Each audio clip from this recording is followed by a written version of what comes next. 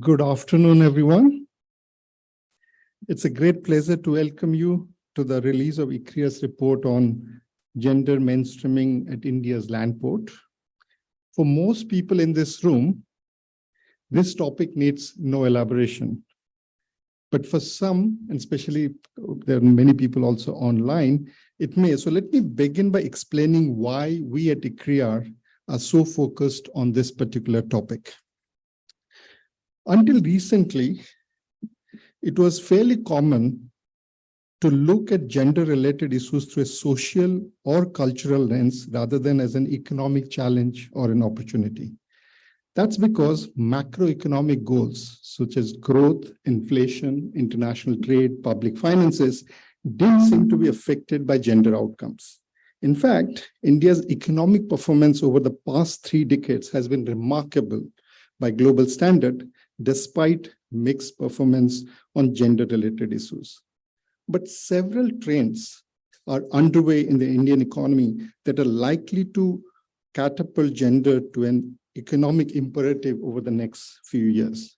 First, India's population growth is steadily falling, and its ability to take advantage of the demographic dividend will now largely or almost squarely is a function of its ability to increase female labor force participation rate. Second, for India to achieve its ambition of becoming the manufacturing hub of the world will require bringing more women to the factory floor, as was the case with successful industrialization like China and Southeast Asia. Finally, unless we leverage the massive expansion in the enrollment of girls in secondary or tertiary education and translate this into massive increase in human capital, India will fail to achieve its aspiration to become a high-income country by 2047. In short, at least I believe, India is unlikely to graduate to an industrialized country and prosperous society without fully unleashing its gender power. It is precisely for this reason that we at ICRIER have made gender a cross-cutting theme in all the work that we do.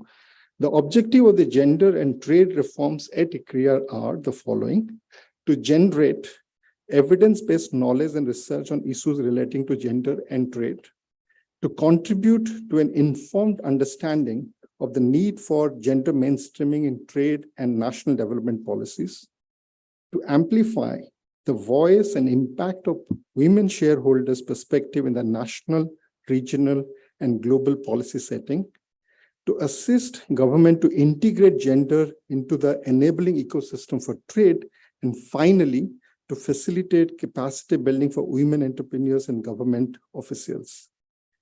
The context for this initiative has been Action Point 27 in the National Trade Facilitation Action Plan, which specifically calls for the promotion of gender inclusiveness in trade. The report on gender mainstreaming in India's land port is thus an important milestone for us. In the pursuance of the emphasis on women-led development, the report strives to serve as an useful reference guide for agencies involved in trade facilitation activities at home and abroad. It is also a matter of huge pride for us at ICRIER that this study has been conducted by an all-women research team led by Professor Nisha Taneja. The Land Port Authority of India and CBIC are vital stakeholders in this regard, and I'm grateful to Ms. Rama Mathew and Mr. Aditya Mishra, who have taken time out of their very busy schedule to join us for this event. Welcome, Ms. Mathew and Mr. Mishra, and thank you for being here to share your perspective through your inaugural remarks. It is also my pleasure to welcome the well-known experts who have joined us in a conversation on the main findings and key insights of the report. Thank you, Christina, Sharmila, Sudeep, Shushma, Ratna, and Francisco for your participation in today's event. Now I'd like to request Ms. Rama Mathew to deliver her inaugural remarks. Thank you.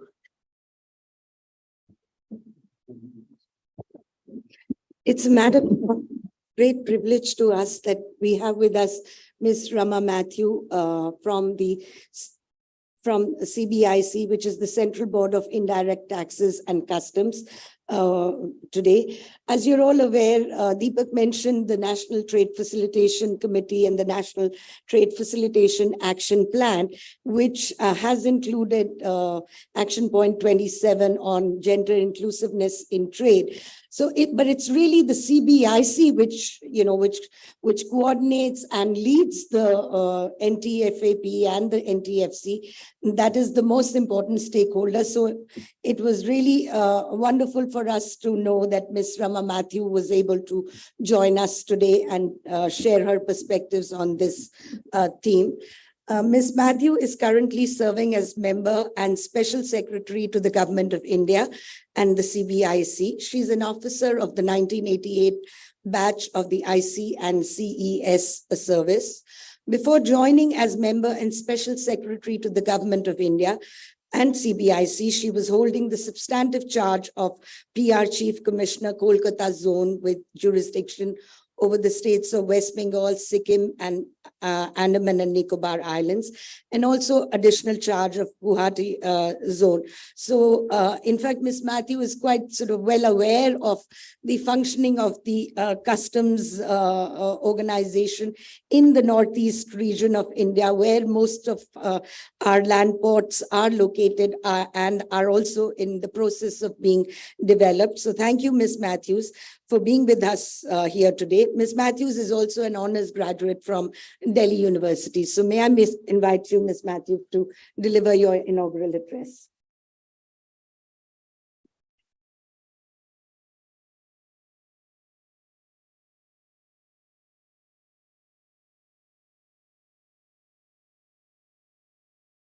Dr. Taneja, Mr. Aditya Mishra, Mr. Deepak Mishra, on the audience here, many of whom are very familiar faces from my stint in Bombay and other places, and some of whom I have met for the first time today, and it's been a privilege to meet. I have to confess, I'm not truly a gender representative in the terms of being a woman in a man's world kind of sense. I will also confess that I actually consider the Government of India to be the most gender neutral employer that I have encountered. And as far as working is concerned, it is very rarely in my career that gender has even figured as a criteria. Forget about being the defining criteria. So, in fact, when I was asked by my chairman to come see whether I would represent, I said, I'm not the woman representative of the board. He said, no, you're not going as, you're going as a representative of CBIC and not as a woman representative. There's a reason I'm making this point. When we talk about gender mainstreaming, this is what is gender mainstreaming. That when your workplace becomes so completely gender neutral, that gender is not an issue at all. It's not a subject of conversation. Except in a situation where gender needs to be a subject of conversation. When I joined service, we were one of the few batches which had a good 25% of our batch strength as women. And one of our seniors said, the men in your batch are really struggling to keep up with the women. Oh, well, it happens. But in the workspace, somehow, while you're treated as a lady, which I think is also very important, the recognition that you are a woman in the workplace is very important. But where the work is concerned, you're an officer and you deliver. And we will provide you with the space you require to deliver on the job. That is the fundamental of all gender mainstreaming, all gender related activities. I will also confess that just on Friday, I attended a meeting hosted by the Freight Forwarders Association. And in a crowd of roughly 300 people, there were 10 women,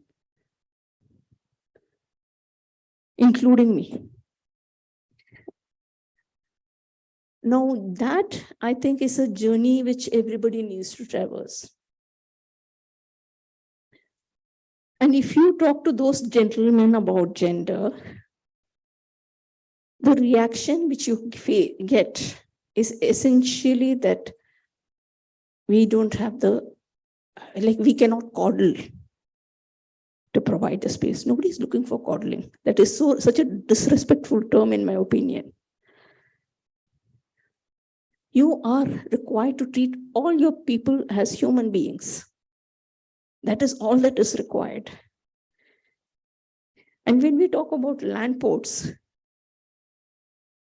quite frequently the problem is not about the location of the land ports or the distance people need to travel to get there, the facilities available there. It is about very basic things. Availability of transport, availability of washrooms. I would think that every human being working over there requires that space.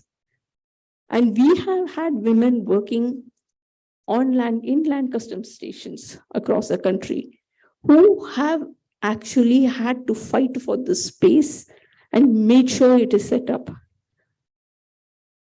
Now, we come from a space of power. We speak from a position of power and authority, and therefore we can ensure that it happens. Now, for a person who goes as a representative of a small firm to clear cargo at a land customs station, let's say, they don't speak from a position of power. They speak from a position of need. Now, if you're talking about providing mainstreaming of gender in land ports, you need to address the fundamentals. Qualified women are, I think, in this room to talk about qualified or non-qualified women would be something of a misnomer, but when you talk out to the larger universe, women qualified to deliver on the ground are very much there. That is not the short supply. The short supply is of qualified women who are prepared to put up with the conditions which they were required, which they encounter on the ground and land ports. I'm meeting a lot of very, yes, we know nods here.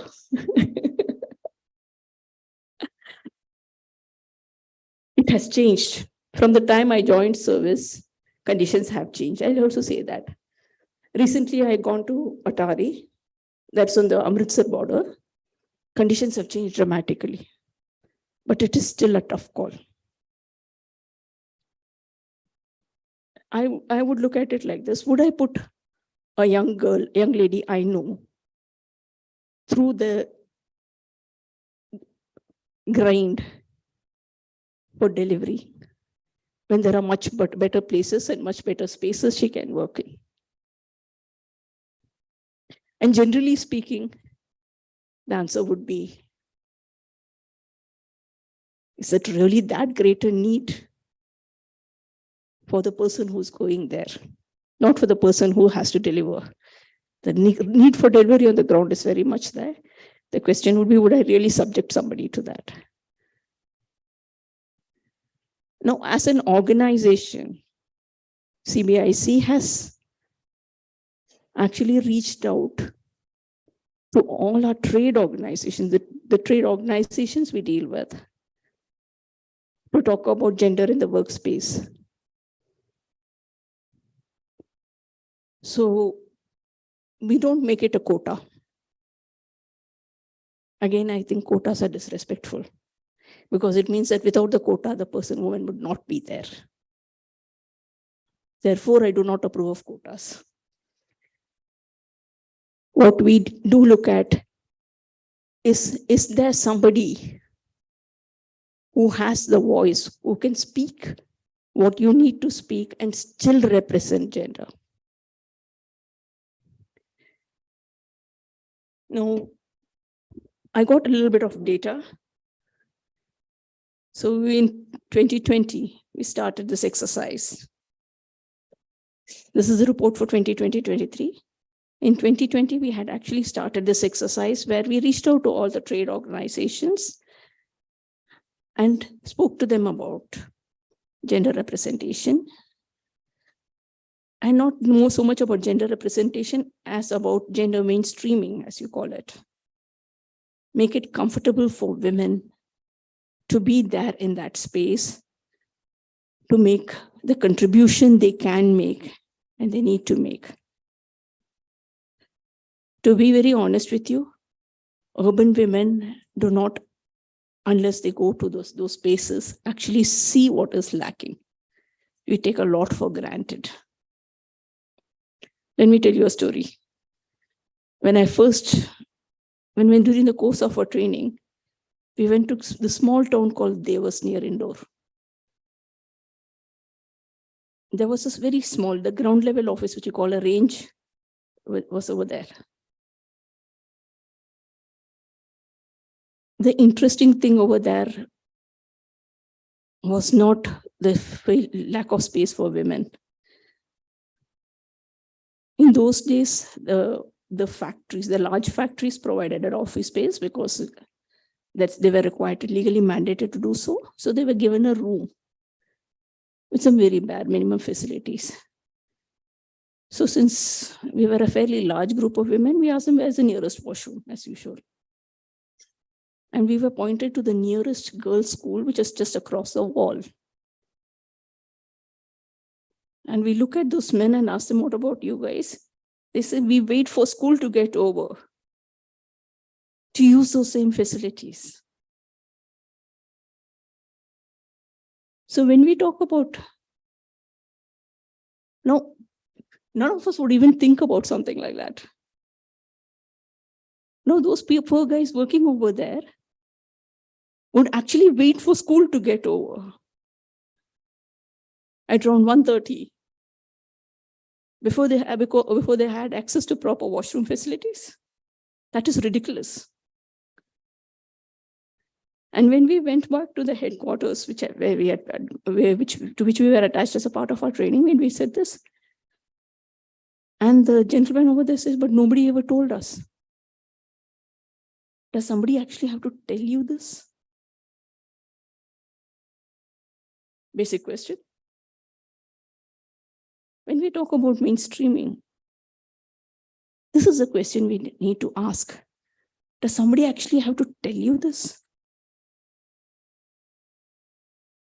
That when you go to a workspace, this is our bare minimum requirements, and you provide with these bare minimum requirements, and we are happy to work here. Nobody needs to tell you. We have gone a long way from that space, I can assure you. And we are talking about 34 years back. That's how long I've been in service.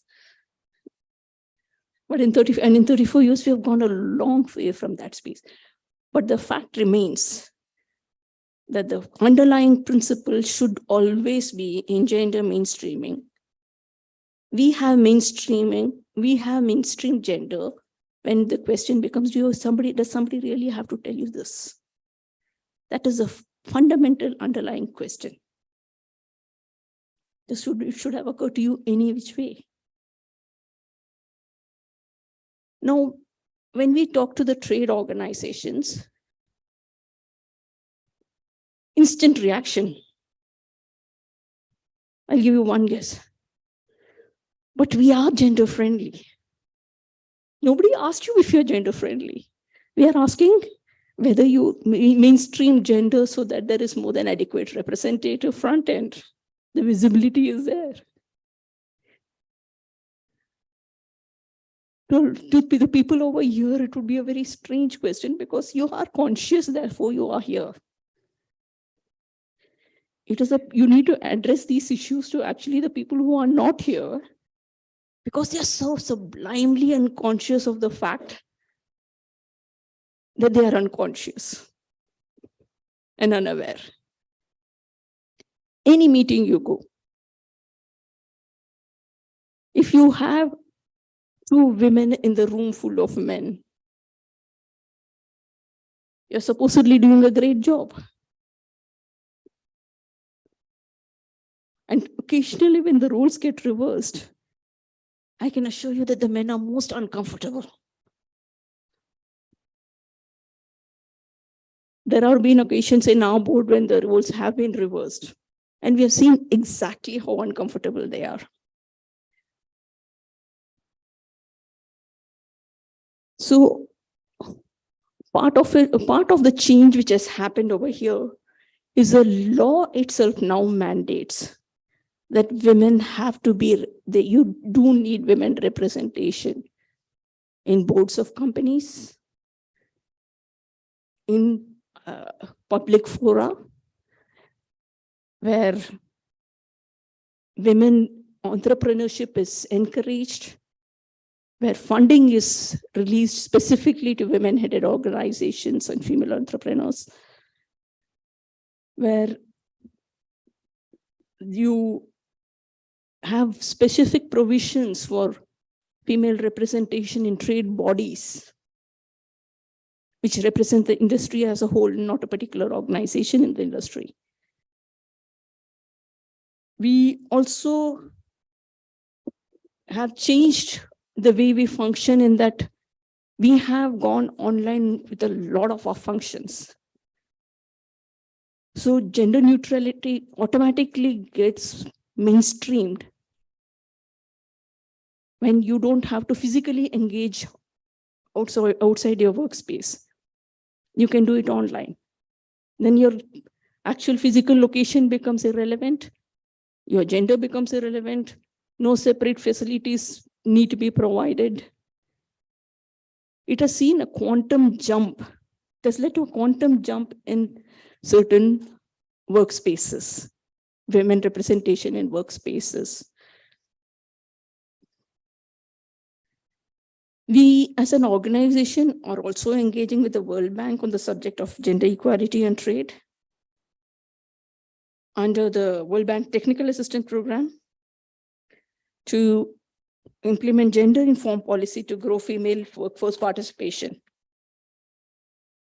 As Mr. Mishra pointed out, the population conundrum in India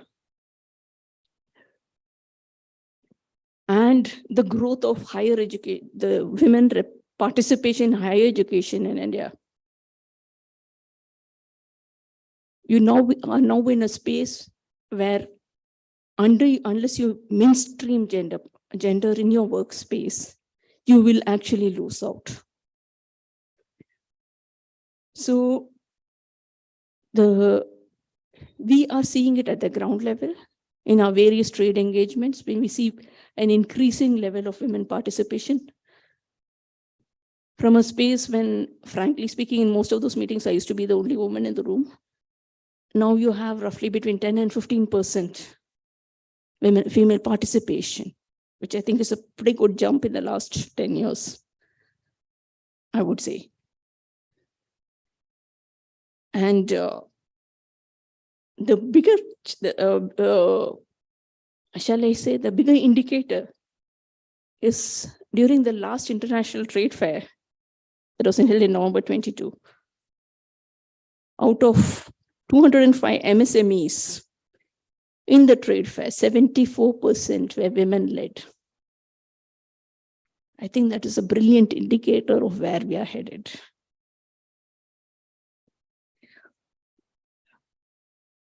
It's a lot of small steps. These are no big ticket jumps. There can be no big ticket jump because it changes. There are a lot of minor shifts in attitude. In fact, I'm not a very big advocate of, this quantum leaps. Quantum leaps are disruptive. Quantum leaps are mostly for show. And quantum leaps leave a lot of gaps in the back end. You have a beautiful front end which is put up.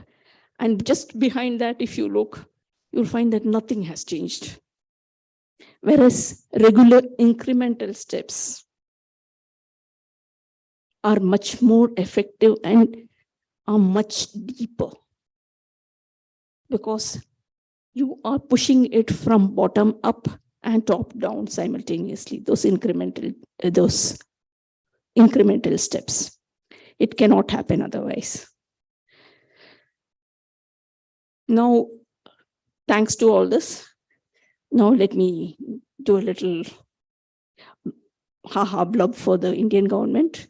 Thanks to all this, our rating has shifted from 0 to 66% in the UN Trade Facilitation Survey in women's participation. That is a very nice feel-good effect, which we can talk about. But for me, that is not the important thing.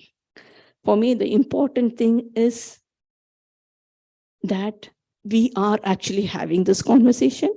And not only are we having this conversation, we are acting out on the ground what we are talking about. Talking is a very nice thing to do. Frankly speaking, I can hold forth on practically any subject under the sun for at least 10 minutes and sound sensible, except to somebody who really knows the subject. So talking carries no weight. But to see the change at the ground level, for me, is a very important thing.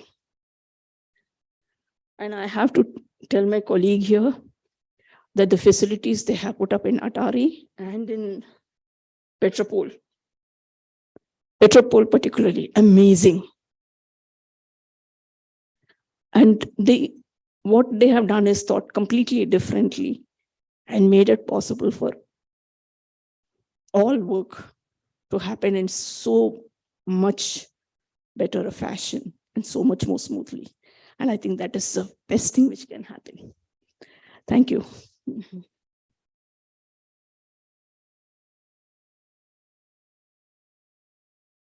Thank you so much, Ramaji. I think most people will agree with me that, two very key sort of takeaways from your address. One was, that why should we have to even ask for anything? And, so basics should be just as they are assumed to be important for the work, for the men, they should be thought of in terms of women also. So every time, this is such a constant we've heard in so many places that, if there are like 2 or 3 women employees amongst a group of 10 to 15, they have to say, go and say that, we need a washroom. And so some special provision is made, and then one lock is put and one key is given, and say, okay, now it's like your responsibility. So that's like quite, and despite after so many years of independence, if we have to still sort of get into this, cloak and dagger business of just getting a washroom, it says a lot about our society. And the second is about how small steps are what we really need to focus on, small incremental steps, not these quantum leaps, which leave a lot of gaps in the back end. I honestly, Ms.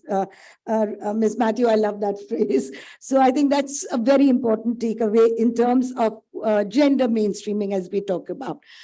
Now, of course, it's my great pleasure to welcome Mr. Aditya Mishra, who's the chairman of the Land Ports Authority of India, to deliver his inaugural address.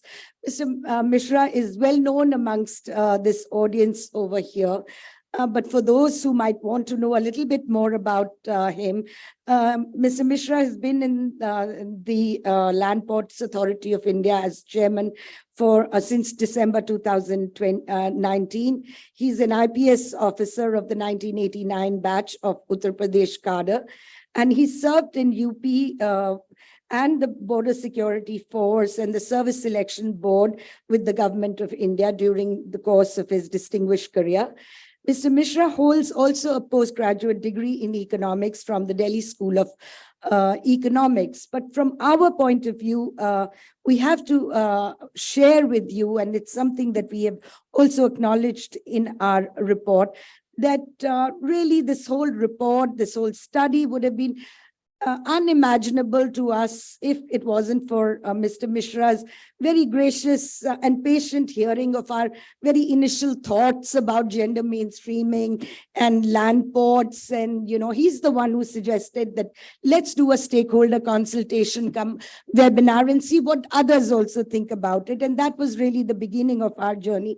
And Nisha will elaborate upon it in greater detail when she talks about her findings. But Mr. Mishra really is the key person that we're all sitting here today. So thank you very much, Mr. Mishra, and may I please invite you to deliver your inaugural address.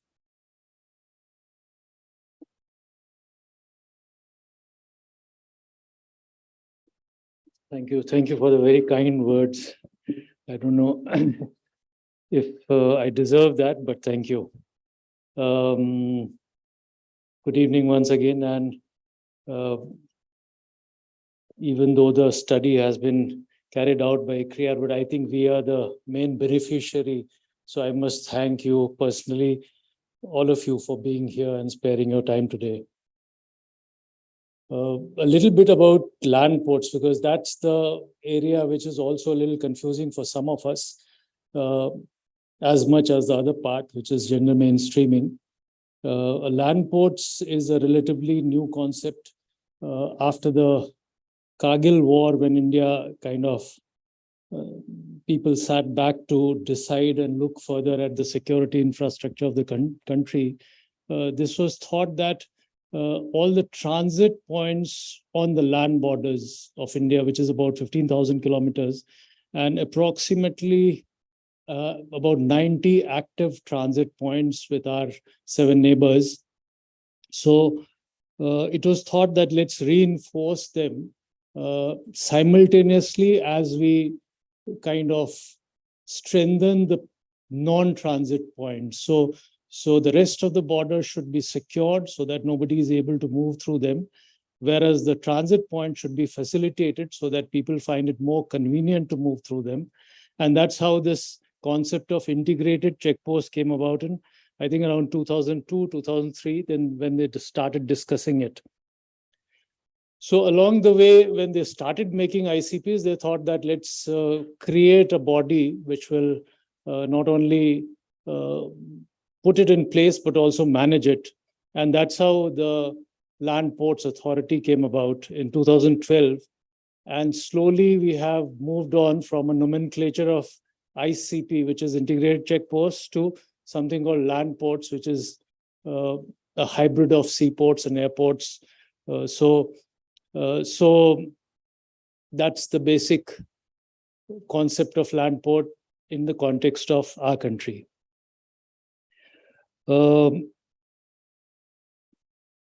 As I said, 90 odd locations. We started off with the biggest ones, and I think strategically more important from India's point of view with respect to its neighbors. So we started off with about 23. We are already in the process of doing DPRs for the next 25.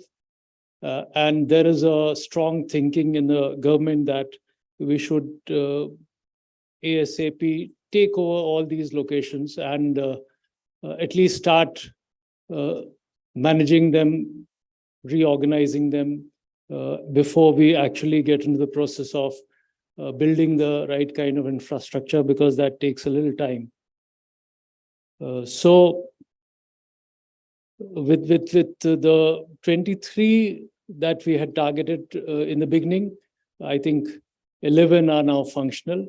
In due course, some more will become functional, and it is interesting. It's more interesting to operationalize a new location and see the dynamics of its being set up with respect to the local stakeholders, how it changes their perception and how things improve. So that's the most interesting and satisfying part, at least personally for me. Coming to the concept of gender mainstreaming. I'm sure all of you are familiar, and a lot has been spoken about it just now. In the National Trade Facilitation Action Plan, this, as Sanjana ma'am has said, is point number 27. And after each of these points in the action plan, which is about 60 odd points, they have identified the stakeholders who should be responsible for implementing it. And unfortunately, in point number 27, LPI was not mentioned. So we felt a little left out about this, and we thought that we should take it up on our own and see how best we can work on this agenda, because from our perspective, it was an important agenda. Most of these land ports, as you understand, are very marginalized locations, far away from mainstream. And recently we inaugurated our Docky land port, and some of you traveled to that location. And bad roads, far away, no place to stay, bad transportation, so a lot of issues. So expecting them to be the most ideal place for implementing all these policies is a far-fetched thought. But all the same, we start working on them. And as again, Sanjana madam has pointed out, this is this report which came about after a lot of initial discussions. And one of the most important thing was, which was again organized by ICRIER, was the webinar just after COVID period. And we thought, let's at least start getting the thoughts in place. And that webinar was useful. We got a lot of inputs from there. And then we started implementing some of these in a systematic manner. So this document also, which is yet to be unveiled, I'm sure is a very comprehensive document, and it'll be like a beacon for us to guide us on this particular agenda item. And I'm looking forward to it. Not only the issues which we keep discussing regularly, but also issues which are a little more futuristic. So in the morning only, we started our one training, and I was talking to the audience there, and I said that in the first trade action facilitation plan, LPI was a little quiet because we are still getting there. In the second one, hopefully we have achieved most of the targets that were set for us, including the dwell time, where I think we have improved quite a lot. And in the third action plan, which hopefully would be launched next year, we hope to be the front runners, and we will like to make our ports so advanced and futuristic that we become the model for the rest of the other two kinds of ports at least.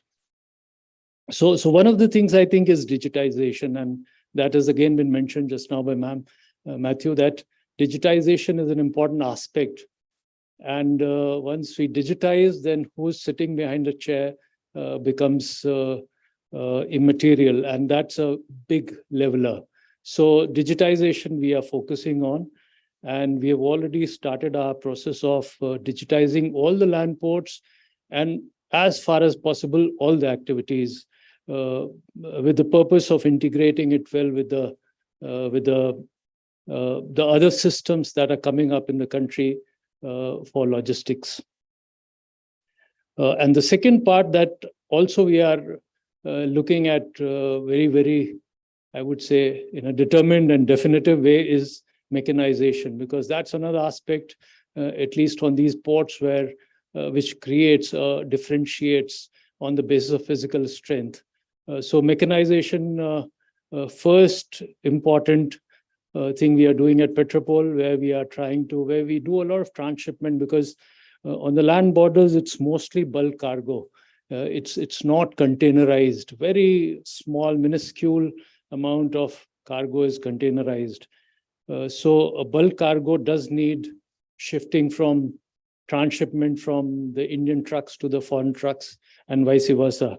So there we are trying to build a system of conveyor belts so that the physical strength part is replaced by mechanization.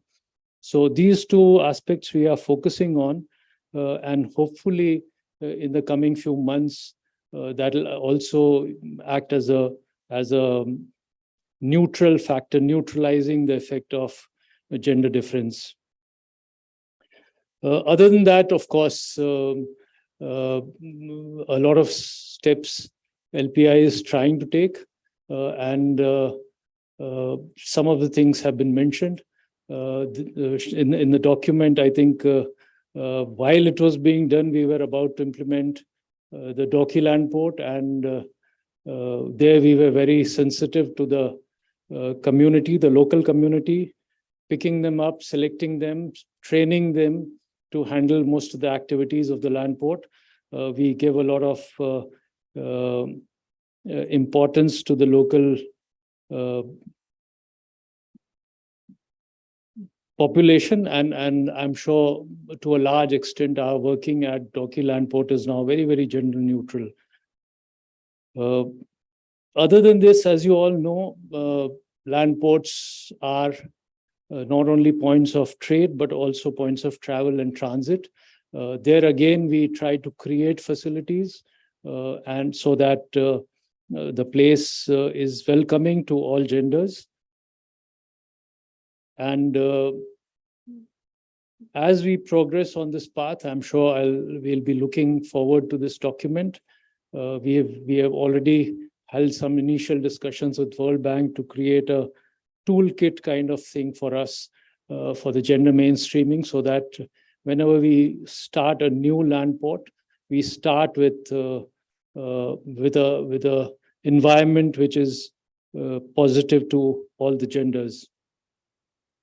So I will thank ICRIER for this very comprehensive work, and also to UPS for supporting it.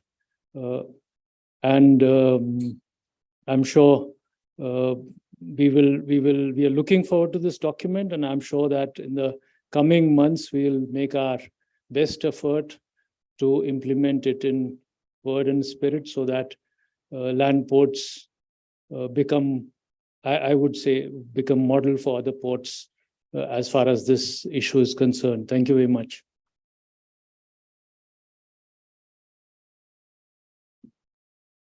Thank you so much, Mr. Mishra. Those are really very encouraging words and kind words. Thank you so much. May I now request Ms. Rama Matthews and Mr. Mishra to unveil the report which is lying in front of them and release it for everybody else.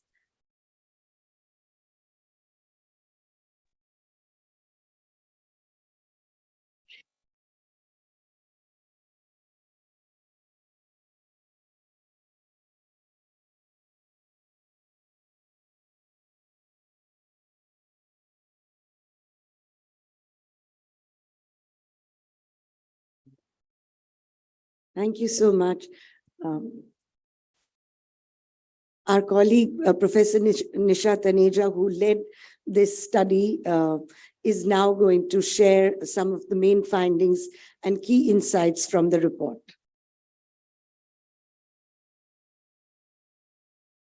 Thank you, Mr. Mishra, for your very insightful remarks. Now, enough has been said about point number 27. It's ingrained in our minds now what action point 27 is in the National Trade Facilitation Action Plan. And so basically it includes the promotion of gender inclusiveness in trade. And even though it was 66% in the survey, I think it was very significant because the National Trade Facilitation Action Plan actually gives reference to that survey and therefore includes gender mainstreaming. So in that sense, I think it was a very significant report for us. You also mentioned that Land Port Authority was left out, but I've gone over it with a tooth comb.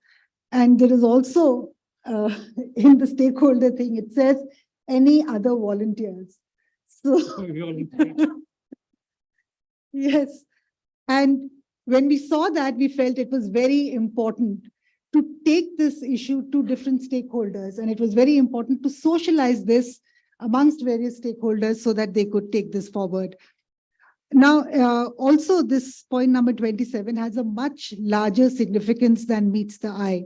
It lays the ground for gender mainstreaming in India's foreign trade policy. And it also, for including gender in India's FTAs, for instance, in the UK, Canada, and EU. In fact, when the discussions were on, the Commerce Ministry actually referred to the National Trade Facilitation Action Plan, point number 27, and said that if we are doing this already, how can we not have it in the FTAs?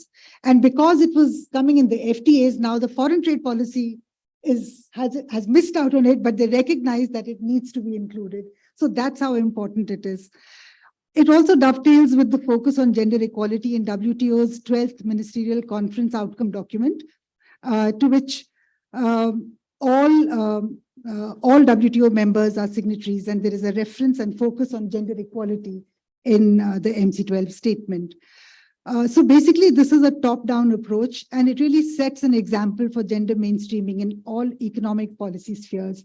Again, this is very important because in many countries in the world today, gender mainstreaming is taken into account across economic policy, so horizontally and vertically. So this is really setting the stage for India to enter into gender mainstreaming across all different spheres, because right now it's happening in silos, and this top-down approach can actually help bind these silos together. So why land ports? Land ports operate as key gateways for trade with neighboring countries. However, the impediments faced by women at the land ports are a major reason for the low level of female participation in regional trade. And the most important is that the initiative and willingness to mainstream gender at land ports was very forthcoming. And, this is why we worked on land ports. And when we had this webinar with the Land Port Authority of India, and, and we heard the impediments that women faced, Mr. Mishra was so convinced that this was an issue that really needed to be addressed. And he made an announcement saying land ports in India will be made gender friendly in 3 years.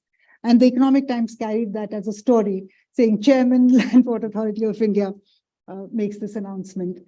And it was documented, and we were able to take this story to different, not only to different agencies within India, but also in multilateral forums. In fact, when I mentioned this at the World Economic Forum, they were so impressed with India's initiative that, in fact, I came across UPS at the forum, and Penny Naz was mentioned that, they would fund something that India was doing in this area. And that's how we started the study, and we had complete support from Mr. Mishra. And so that's how this happened.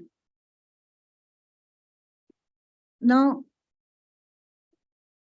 so the objective basically is to provide evidence-based gender lens analysis of both hard and soft infrastructure gaps and safety-related challenges for women at the land ports in India. Now, this is one of the first attempts in India to develop a comprehensive template for a gender lens assessment of infrastructure at land ports. And this could serve as a crucial input into incorporating a gender mainstreaming strategy in trade facilitation measures at the land ports. In fact, this really is the key contribution of the study, because what we found was that when we developed this analytical framework and we met with respondents at different land ports, we found the first 15 minutes we spent talking about what gender mainstreaming is, talking about what it means to use a gender lens, and taking them through every infrastructure element and saying, how can a gender lens be used? And we found that they were very interested in understanding what it means. And so this actually became a sensitization exercise. This could also be a very useful reference guide for other agencies, as Mr. Mishra just mentioned, that are involved in trade facilitation and adopting a gender mainstreaming approach, both within India as well as in other developing countries. And through this analysis, of course, then we tried to come up with a set of recommendations. Now, basically in the analytical framework, what we have is a 3-step framework. We first prepare a model review checklist for gender responsive infrastructure, and then we conduct an assessment of the availability and quality of infrastructure. And then finally, we conduct a gender impact assessment. So this is basically the model review checklist that we came up with. And we have six categories of infrastructure: hard and soft, information and access to port, basic utilities, public facilities, safety setup, cargo handling, and digitization. In step 2, we undertake a gender lens assessment in which we are looking at basically first the infrastructure, the 6 categories. We look at the availability of infrastructure, and then we also look at the quality. And when we're looking at the quality, we're looking at accessibility, we're looking at maintenance, performance, and efficiency. We've also looked at the workforce with the gender lens, through a gender lens, where we've looked at diversity. And when looking at diversity, we've tried to look at the total number of women staff at the land ports. And we've also looked at the proportion of women staff in every agency at the land port. In addition, we've also conducted a qualitative assessment of land ports as workplace.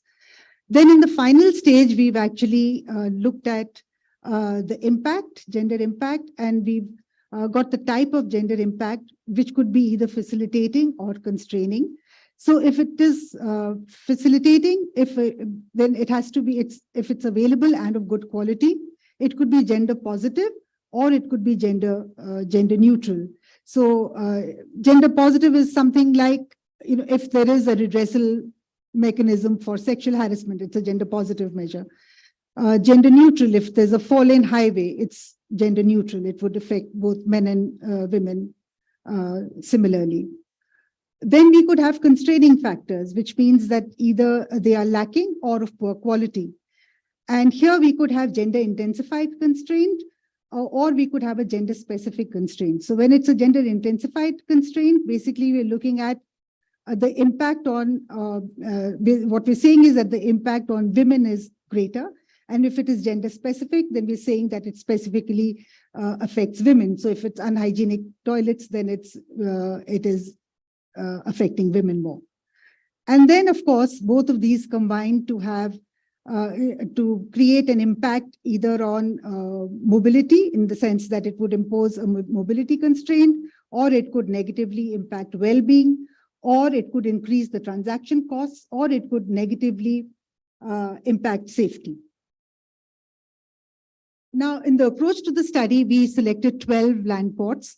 4 of them were ICPs and 4 were LCSs, land custom stations. And we selected Doki, which was, during the study, it got upgraded to an integrated checkpost. So we were able to capture the transformation that happened through this time period. We conducted field visits in person as well as virtual consultations, and then there were follow-up interviews. Well, there were 2 sets of female stakeholders, users of land ports, and we also had providers at the land ports, which was basically different agencies that were operating out of the land ports. Now, the main findings. So this is basically on the availability. What we find is that basically the integrated checkposts score much higher than the land custom stations, and none of the land ports surveyed actually had a maximum score of 57. So all of them fell short of the maximum possible score. We found that there was a significant variation in the availability of infrastructure elements across the 6 categories. But on basic facilities, the score was pretty high. 94% of the infrastructure elements under this category were available. Even on safety setup, the score was high. But on the other hand, the average score for information and access to the port category was only 25%. On staff diversity, as we can see that the proportion of women across the ICPs is quite low, the maximum being at Atari, followed by Agartala and Rixaul. And if you look at the agency-wise distribution, we find that actually most of the women were in the security agencies, and followed by Land Port Authority of India. Now, some qualitative insights. What we found was that there were very few women users who actually visit the land ports for trade-related activities. In fact, at Petropol, what we found was that out of 400 registered CHAs, there wasn't a single woman. And most women CHAs actually operated out of Kolkata, and they would send their male counterparts to the land port. And women were actually employed and preferred to undertake tasks such as filing of e-documents, because they also said that women don't make mistakes. They're very diligent, and they do the e-documentation very carefully. Access to information. I think here what we found was that there needs to be a dedicated website for each of the land ports, which is the case with seaports, where all information is available, whether it is procedures or whether it is tariffs, the kind of official charges that are there, the vessel situation. In this case, it would be the truck situation. Similarly, on basic utilities, what we found was even though they were available, the impact was more in terms of non-functionality of these basic utilities. And I think the most important thing that we found was that electricity, I mean, it is so basic. Even though electricity was available everywhere, electricity was very intermittent, and there was a reliance on power backup. On public facilities, again, they were lacking, especially in terms of healthcare facilities or baby care facilities and toilets. In fact, one woman we came across who said, that was in Moray, and she said she had a 1-year-old baby and she took that baby to work every day. She took an auto because there was no public transport. So that really, kind of encapsulated the challenges that she was facing. And this was very important because in the course of the survey, we actually came across women who were on maternity leave. So this would have meant that those are the kind of problems that they would face when they came back to work. Safety setup, of course, if it is insufficient, then it is a serious concern for women. Cargo handling, the more mechanization there is, the more woman-friendly it would be.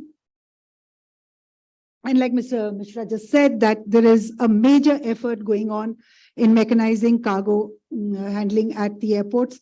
But even now we find that there is a lot of labor that is used for loading and unloading.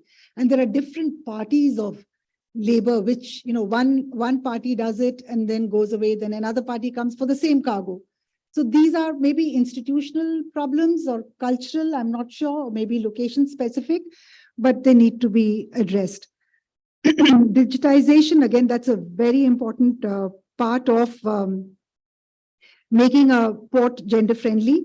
Digitization so far has been piecemeal in the sense that even though a lot of these sorry,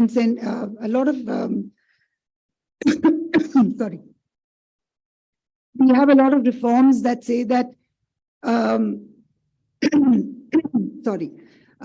digitization and this whole trade procedure thing is becoming faceless and paperless and contactless.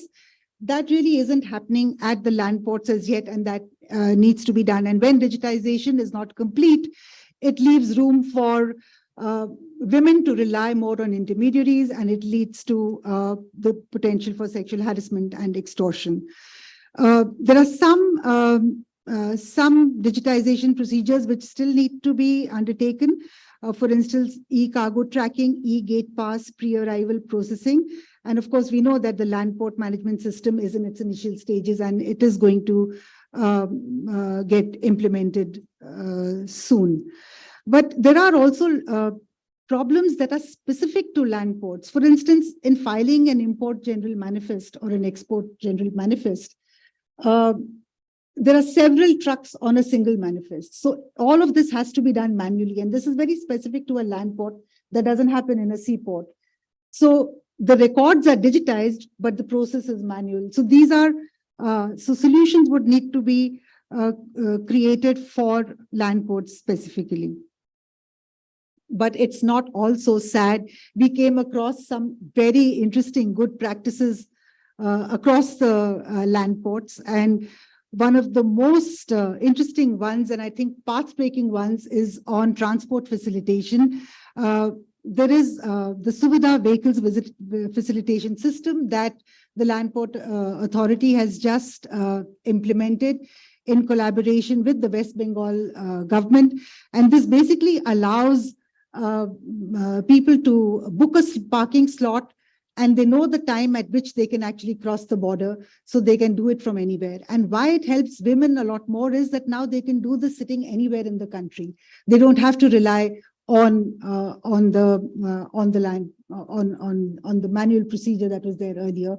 In fact, it was a nexus that had been going on for decades. It's amazing how this has been broken, because people had to depend on these local extortionist groups that were just rent-seeking entities that had come up to, extract their pound of flesh through this exercise.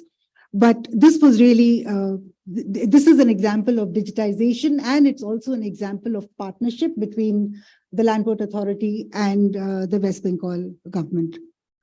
Another interesting good practice that we came across was on medical assistance. What we found was that Agartala had a health unit, and it had deployed ASHA workers at its health unit. They also had a CGHS doctor placed at the health unit. And basically, ASHA is the accredited social health activist, community-based functionary. And they're basically trained to act as first respondents to the health needs of the local population. And ASHA is basically all women workers.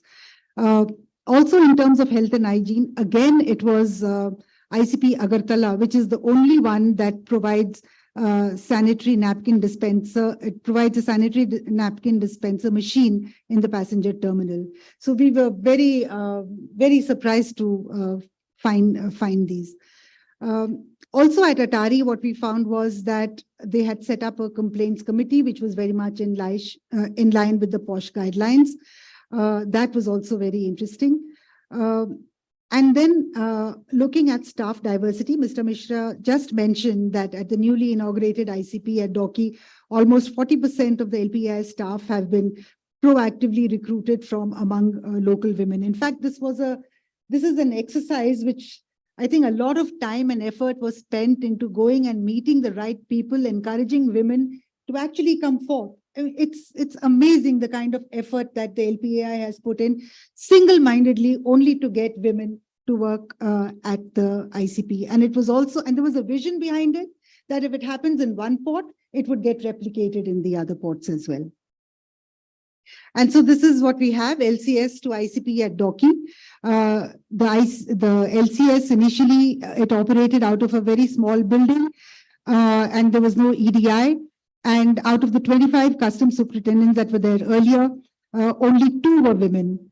And now it has state-of-the-art facilities. It has a major master plan to house more facilities. And it also has, as I said, 15 out of the 35 LPA staff stationed at the ICP are now women. Lastly, I come to the recommendations part. Basically, these are the different buckets into which we've put the various recommendations that we have: information and access, infrastructure, digitization, facilitation, staffing, outreach, and capacity building. But we also felt that, yes, it's very important to have measures at the land ports, but it's equally important to have an enabling ecosystem within which the land ports are operating. So a lot of the recommendations are basically straight away from the checklist, because whatever was there in the checklist, that needs to be made operational, and it has to be looked at through a gender lens. But a couple of things that I wanted to point out were, for instance, there needs to be a mechanism to encourage small-scale women cross-border traders. And here I'm reminded of the AEO program that's been rolled out for MSMEs. And if the same thing could, for instance, be done for women, that would be very helpful for them. Another thing is to engage with women stakeholders. In fact, when we were at Tughlakabad and we met the commissioner there, and we asked him about stakeholders and how many women exporters actually come to the port, and he said, "Oh, we must actually look at how many women exporters come to the port." So this is what it means to use a gender lens. This is what it means to actually ensure that, yes, if we have a meeting, are there any women? Have they been contacted? How do we reach out to them? And then on the enabling measures, which is the ecosystem, we need to mainstream gender in trade facilitation and logistics initiatives. We have, for instance, the National Logistics Plan. It has the ESG component built in. It addresses environment, it addresses governance, but sadly the social component is missing. So maybe that needs to be included. But on the other hand, many of the states have actually come up with their own logistic policies, and Andhra Pradesh has actually taken that into account, and they have offered incentives to upgrade the skills of women as part of their logistic policy. Mainstream gender in regional trade and connectivity initiatives. In fact, we just recently had a capacity building workshop, which the PM had announced, where India took the lead, and it conducted a capacity building workshop for all the BIMSTEC member countries. And we included gender mainstreaming as one of the components. And there was a huge interaction and a lot of curiosity amongst the members to understand what this issue is and what India was doing and how it was actually taking it forward. And of course, we need capacity building. Networking is extremely important, because unless we have these women's networks in place, we can't really go too far. And the last point is on building convergence between the development and management of land ports with the Border Area Development Program. So essentially what we're saying is that the land ports need to be part of a larger ecosystem, and the border towns that are close to the ICP actually need to be integrated with the ICP. Only then can we think of it holistically and include gender into it. Thank you so much. So much, Nisha. I'm sure a lot of questions and queries and comments are floating in everybody's minds. But if I could just ask you to hold on for 5 minutes, we would take 5 minutes. You could grab a cup of coffee, and we would rearrange this table for the panel discussion and then comments and questions from the floor. Thank you.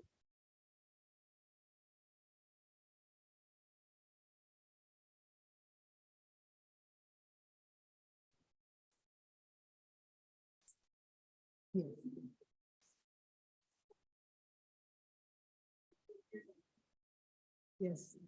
Yes. We have mentioned that point even in our report, that wherever there is a passenger terminal, there's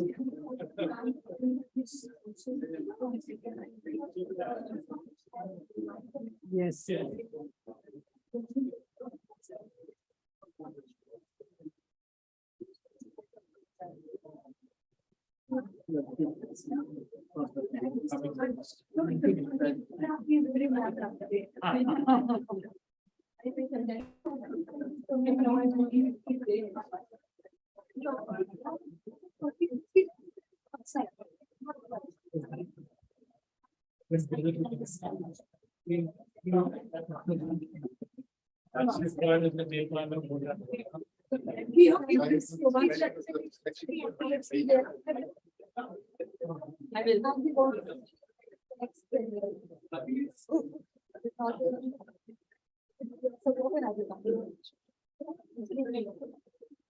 Thank you so much. Thank you.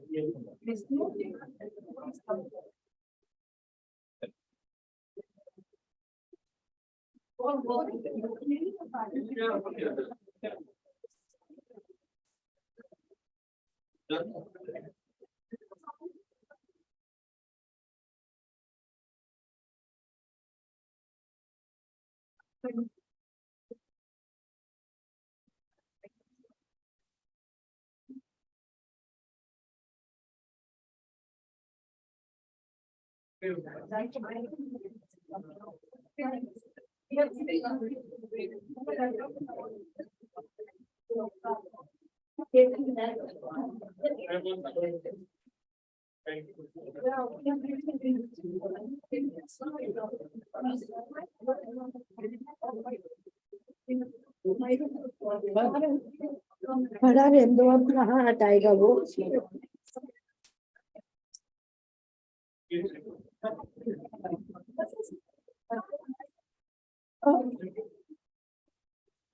अच्छा, so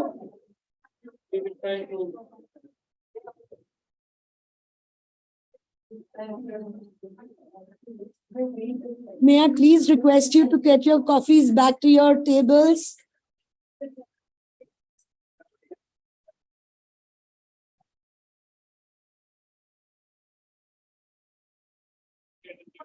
Hello. Attention, please. I request you to bring your coffees to your tables. It was a bad idea to let you go and get the coffee. So where is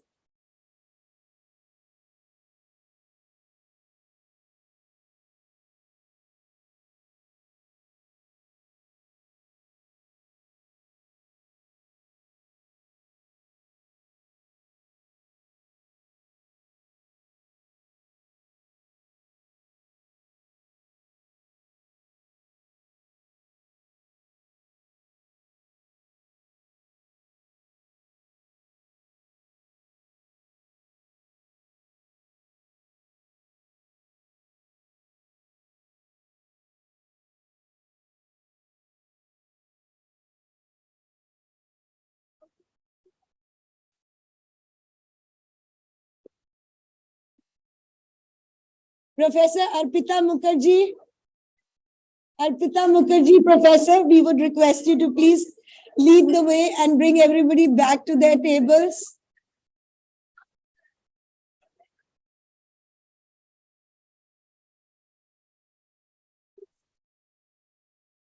Thank you. Absolutely. But why do you have to go? We shall get it for you. But what would you have? Tea or coffee? Just get it for you. What's happening there? I said, are you?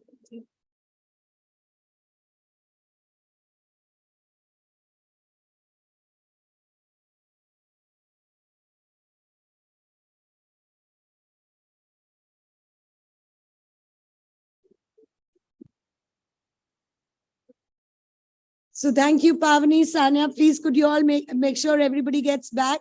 We'd like to start with the most interesting part of the event.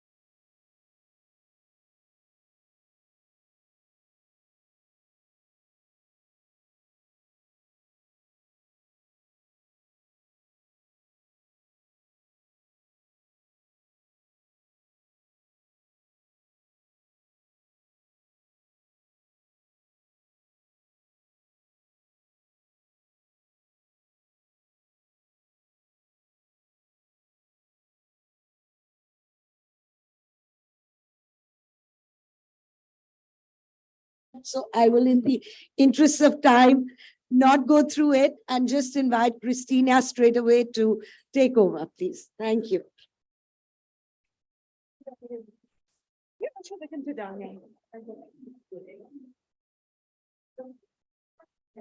Good afternoon, everyone. Are we all awake? Good afternoon, everyone.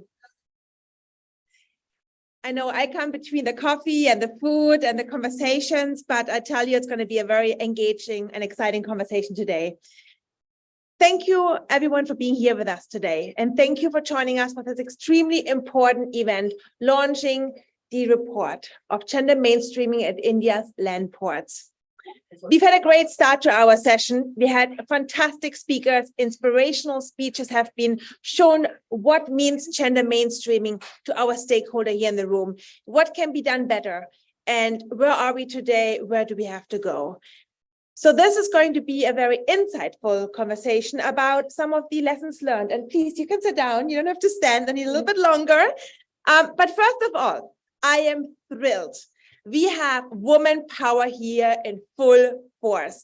Let's give a round of applause to Professor Nisha and her all-woman team of researchers. If I can ask all these co-authors and researchers, please look it up and just show who you are. You were part of the report. Don't be shy. You contributed to the success. Can I ask you to please just to stand up? I want to see you.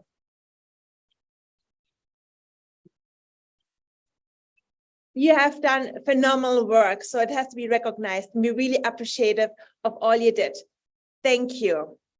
My name is Christina Struller. I'm the Vice President of UPS for Corporate Affairs, and I have the pleasure to visit India many times this year already. And I'm here today with my team, Dinka Singh and Caroline Kiyunga, as we have several meetings going on. If you don't know what is UPS, UPS is the world leader when it comes in logistics. We are serving more than 220 countries and territories around the world with more than 500,000 UPSers. We are excited to be here, and as well, I would like to recognize one of our key partners here in the room, which is Interglobe Enterprises. Ragini, my friend and partner here with her team, are here, and Interglobe is a very important partner to UPS. Let me tell you why, because last year, 1 year and 1 month ago, Interglobe Enterprise and UPS joint venture and created a domestic leader in logistics for B2B called Movin. That's all I want to talk about UPS today. And now it's really about the panel. Gender equality has been a fundamental and foundational issue that we at UPS have consistently strived to address. Supporting women is one of our top priorities, and our partnership with ICREA for this report is an important way in which we can advance our purpose to deliver what matters.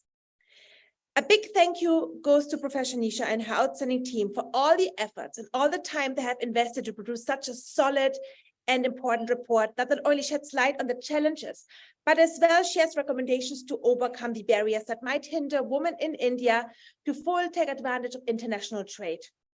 And maybe just before, when we actually had some remarks from Ms. Matthew, I think one of the things as well took away is gender should not be the subject of the conversation. And I hope sooner than later that we get there. The issue of gender equality has been discussed and acted upon in many countries, but much of the focus is rightly here on labor, social, and local policies. Renewed attention needs to be given how trade impacts gender, and conversely, how gender impacts trade. Business can be a great equalizer because when we help women succeed, they help the economy succeed. And as my colleague Caroline Kiyunga said, there is no empowerment or women empowerment without economic empowerment. And why do I say this? As per the Ministry of Commerce and Industry, the MSME sector in India employs over 100 million people and contributes around 6.11% of the manufacturing GDP and 24.63% of the GDP from service activities. However, women run fewer than 13% of India's small businesses. And that's an issue. But consider this, according to McKinsey Global, India can potentially add $700 billion to global GDP by increasing women's participation in the labor force. So when women in India succeed, we all succeed. In India, we see women entrepreneurs are often concentrated in export-oriented sectors like apparel, textiles, retails, and manufacturing. And it's here that India's land ports play a significant economic role of assimilating the country's economic and regional development into the global economy. So gender mainstreaming in India's land ports assumes a larger significance for equal opportunities and exponential growth.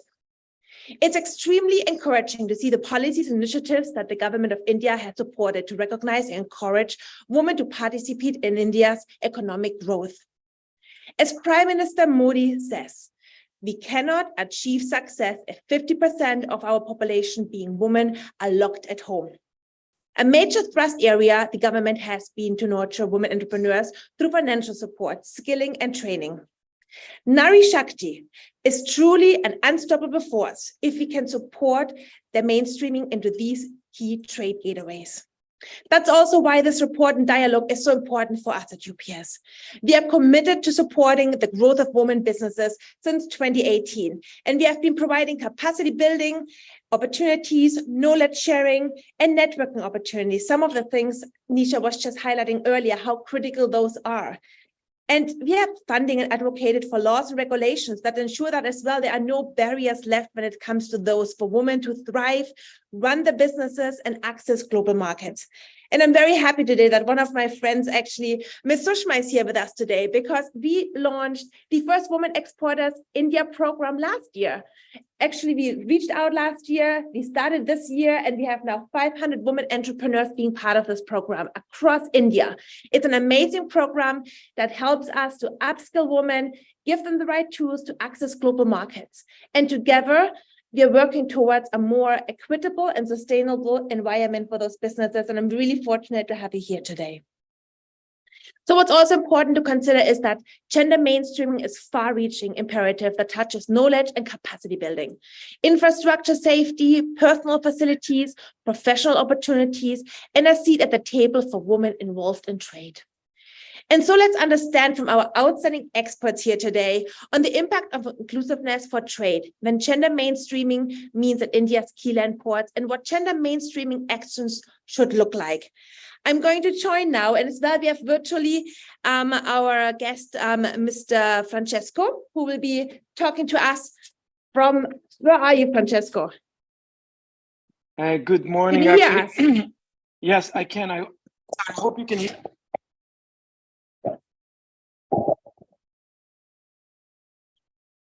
Excellent. So thank you again. Yeah. I like to welcome my fantastic panel, Dr. Rashan, Dr. Shamila, Sushma, Sudeep, and Francesco. Before we dive into the questions today, I just would like you to take 2 minutes to briefly introduce yourself. I know you do fantastic things, so keep it 2 minutes and give me one word. What does gender mainstreaming mean to you? You want to start with me? I will start with you, Sushma. Thank you.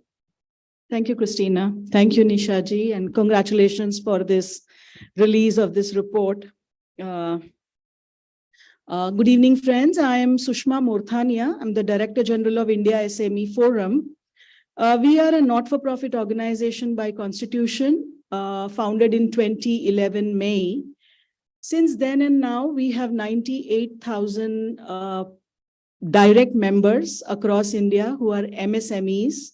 And of these, around 7,000 plus are women entrepreneurs. We are present in 19 states, and we have 9 lakh MSME subscribers. When I say subscribers, these are not paid members, but these are members who are associated with India SME Forum on various platforms. They are our social media platforms, they are our regular conferences, seminars, and various other modes and outreach that we do to these MSMEs. And yes, we do a lot of initiatives, lot of work in the area of boosting entrepreneurship and creating a robust entrepreneurial ecosystem for the entrepreneurs of India. And if I was to, in one word, describe gender mainstreaming, I would say missing. So, Thank you, Sushma. yeah, so it's missing at the moment, and that's where, we need Nishaji and her team to bring it to the fore, and we are discussing here. We're going to make sure we cover that. Yeah, Over thanks. to you, Dr. Shamila. Good evening. I represent a German logistics company and the managing director for South Asia, India. A simple word for me for gender mainstreaming is I'm a living example of it. I'm in a totally man's field, being a woman in this line for the past 20 years. So when you hear of these big refineries and power projects that you see across the country, I actually move those. So for me, gender mainstream is I made the way myself, and I'm making way for a lot of women to come and join me in the same gender mainstreaming. One word. One word is I made the path myself, so I want a lot of women to come and join the path. Fantastic. You bring the chair to the table. Mr. Rashan. Hi, good afternoon. First of all, let me thank ICRIER, Nisha, and for inviting me for this panel. I am Rajan Ratna. I am a deputy head of UNESCAP South and Southwest Asia. And perhaps I am the only lucky one, not only being here in the panel, but one in Southwest Asia, I take privilege, who has been working on empowering women. I led a project. We are still continuing with it. We have trained 3,000 women entrepreneurs from Southwest Asia, which have now gone to ASEAN and Africa. We have created a network of 2,000 plus women entrepreneurs through a Facebook group. We have landed them onboarding into the Facebook business on e-commerce platform, as well as on Instagram and others. So basically what we are training them is how they can do the business by sitting at home. So if you ask gender mainstreaming to, in one word, it's very difficult, because mainstreaming of gender in Southwest Asia, where I look at, and if you look at SDG 5, we are far behind the SDG target. And therefore it needs to mainstream women in economic, in environment, why they cannot be participating in climate change. And then social. COVID has brought a lot of change. Unpaid care work has increased.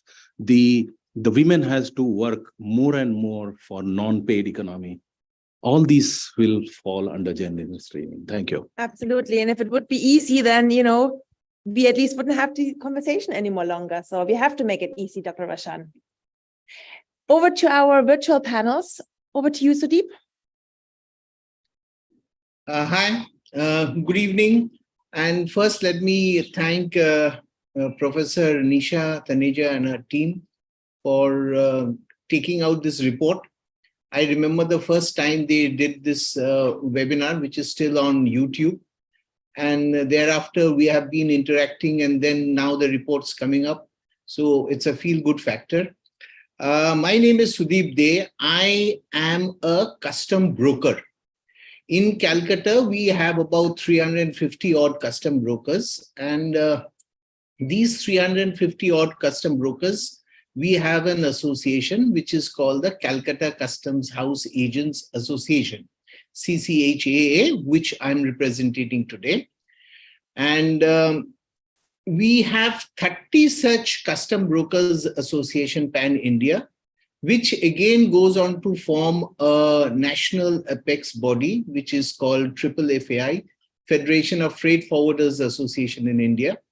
I am the president of Calcutta Custom House Agents Association, and I am a vice chairman. We have 6 vice chairmen in the national apex body. I am one of those 6 vice chairmen in the national apex body. And thank you again for inviting me here. And if we talk about gender mainstreaming, my idea is to make the stream gender equal or gender neutral, and then bring women into the main position in the stream. So to do that, we have to make certain subtle changes. We don't have to go through huge changes, but subtle changes which we have to make, and we have to give women more confidence to come out into the stream and then go on to the mainstream. And then we have a better economy. So as far as gender mainstreaming is concerned, this is what I'm looking at. A good environment for both genders to work side by side. Thank you. I think it's what Ms. Matthew earlier said as well, when it comes to there's many qualified women out there, but we have to make sure that as well the environment is right for them actually to showcase their qualities. Thank you. Over to you, Francesco. Hi, thanks, and good morning from Italy, where I'm currently on leave. It's a great opportunity and a major thanks to the organizer. Why? Because this area of gender mainstream is particularly important to us. And I think the value of the report, as we will discuss later, and its applicability goes well beyond India. So thanks for that. As far as I'm concerned, at the Asian Development Bank, gender mainstreaming and women's empowerment is the core of what we do. The importance is to integrate this concept, these approaches within the country partnership strategy, including the country partnership strategy with India, which is our contract with Government of India, the lending operation, which has multi-million dollars, the grants and the technical assistance. To simply not to repeat what's been said before, just to throw a couple of concepts that are really emerging globally as applicable also to the context of India. One is a concept of intersectionality. So it's just not about women, but it's about the concept of exclusion and vulnerability, disability, old age, sexual orientation, and gender identity. And how this concept, so the complexity of gender mainstreaming is becoming more complex. So we need to keep in mind the intersectionality, addressing the needs of diverse women population. And so gender intersectionality is a key emerging word. And I think we will discuss it later, a little bit more later. So thanks very much for this opportunity and for bringing a little bit more color to the concept of gender mainstreaming. Thank you, Francesco. Let's dive into the questions. Let's start with Dr. Rashan. As an advisor and expert, you have seen firsthand the impact of capacity building for women entrepreneurs. In India especially, we have seen the power of providing them with the tools, techniques, and opportunities that can help them scale up and connect to global trade opportunities. Yet women entrepreneurs lack access to training and information, as we as well have seen earlier by the report launch. So Dr. Rashan, do you think that access is the only issue? What are the other avenues of capacity building which can be key action points for gender mainstreaming? Thank you, Christina. How much time I have to answer this question? I would give you 3 minutes because we have many great speakers here and have lots of questions prepared. So 3 minutes are yours. Isn't fine. I will try to do it in 3 minutes. See, in terms of access, rather, I would like to go knowledge and capacity is one of the important things which are essential for gender mainstreaming. And when you talk with that knowledge in terms of access, then the issue of market access, in the issue of digital connectivity, even within India or when we are working in Southwest Asia, the digital divide between the country and within the country is too much. And we went to the rural areas of training women entrepreneurs. They do not have access to a smartphone, or they do not have even an internet connection going to the village. So there are a lot which is required at the government level. There are a lot which is required at agencies like us who are in between. And there is a lot which requires to be done between the women entrepreneurs. Trade finance is another one, right? So there are many issues, but I would put them all into the knowledge, who, where, what, how, which can address in a very comprehensive manner as a systemic method, then it will do. The second is also for gender mainstreaming is the mentality. And I will narrate a story in 1 minute. We were training women entrepreneurs for South Asia, and we were doing it in Bangladesh. And always we encourage women to narrate their stories. One woman said that when I went to bank for financing, and I'm talking about Bangladesh, where the whole concept of microfinancing started. And she said, when I went to the bank manager first day asked, madam, very good, come have tea. Oh, where is your husband? And she said, I didn't understand what he is talking about. I said, no, he's doing a job, he's there. So he said, okay, why don't you come next day? I went again next day and he says, why don't you come with your husband? And then she said that it struck to me that he is not able to recognize that independently I can do my business. You're working in Indian subcontinent, I work in South Asia. How many women have all the properties on their hand? It's whether with the name of the son or a husband. Where does he go as an entrepreneur to do the collateral? So it's a mindset also which required to be changed. I will leave it there for the time being. Absolutely good points, and we come back to those. Thank you. Sushma, over to you. As a key trade facilitator for India's women entrepreneurs, you helm a key role at the India SME Forum. The Women Exporters Program is an important capacity building and training program that we run together for female entrepreneurs across India who want their businesses to grow and who want to access new markets. What are some of the issues you hear from the women when you speak to them directly, especially when the business requires them to interact with India's key trade gateways and as well land ports? Okay, thanks, Christina. You know, when you talk about cross-border business, what is cross-border? Who were the first ones to even start cross-border business? There were first explorers, then the traders, who went exploring and started barter and then started trading, business, and so on. You know, when you say trader, when you say merchant exporter, when you say explorer, what comes to our mind? Is it even a gender neutral term? It's not. You know, we always think about it's a man. All these terminologies that we use, they all identify or they are synonymous with a man. I'll tell you my experience, my personal experience as an exporter before I started or founded India SME Forum, and that was primarily also the reason I founded India SME Forum. I was handling a media and an advertising business. I was part of it, and then it so happened that one of my uncles had this control gear and switch gear business. Because of his health reasons, I had to go and help him. Without any knowledge of even E of electrical business, I went, and it was a 100% export-oriented unit that he used to run. And let me straight away jump to, I mean, I did struggle a lot to get to the, get the strings in my hand about that business. The first consignment of those, feeder pillars, those small cubicles, it had to go to Muscat. And I said, I will go to the port. And I told my driver, let us follow the truck. This was way back in 2008, 2009. Our factory was near the border of Pune, and we have to go to Nhava Sheva, which is JNPT. It's about 2.5 hours. It took me, like when I started, I said, my driver will follow the truck. We went 3 hours. In 3 hours, there were some 2 or 3 checkpoints.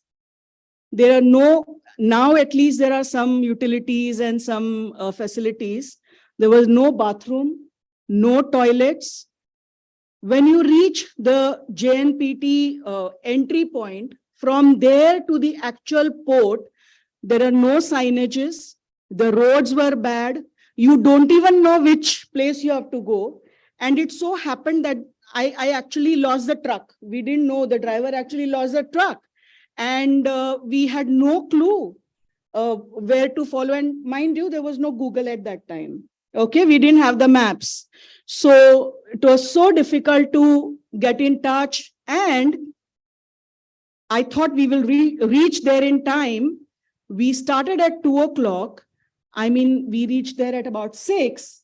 And when we reached there with the truck, I found the truck, and it was 6 o'clock. And they said, ma'am, it closes at 5 o'clock. You can't go inside. So the truck has to wait outside.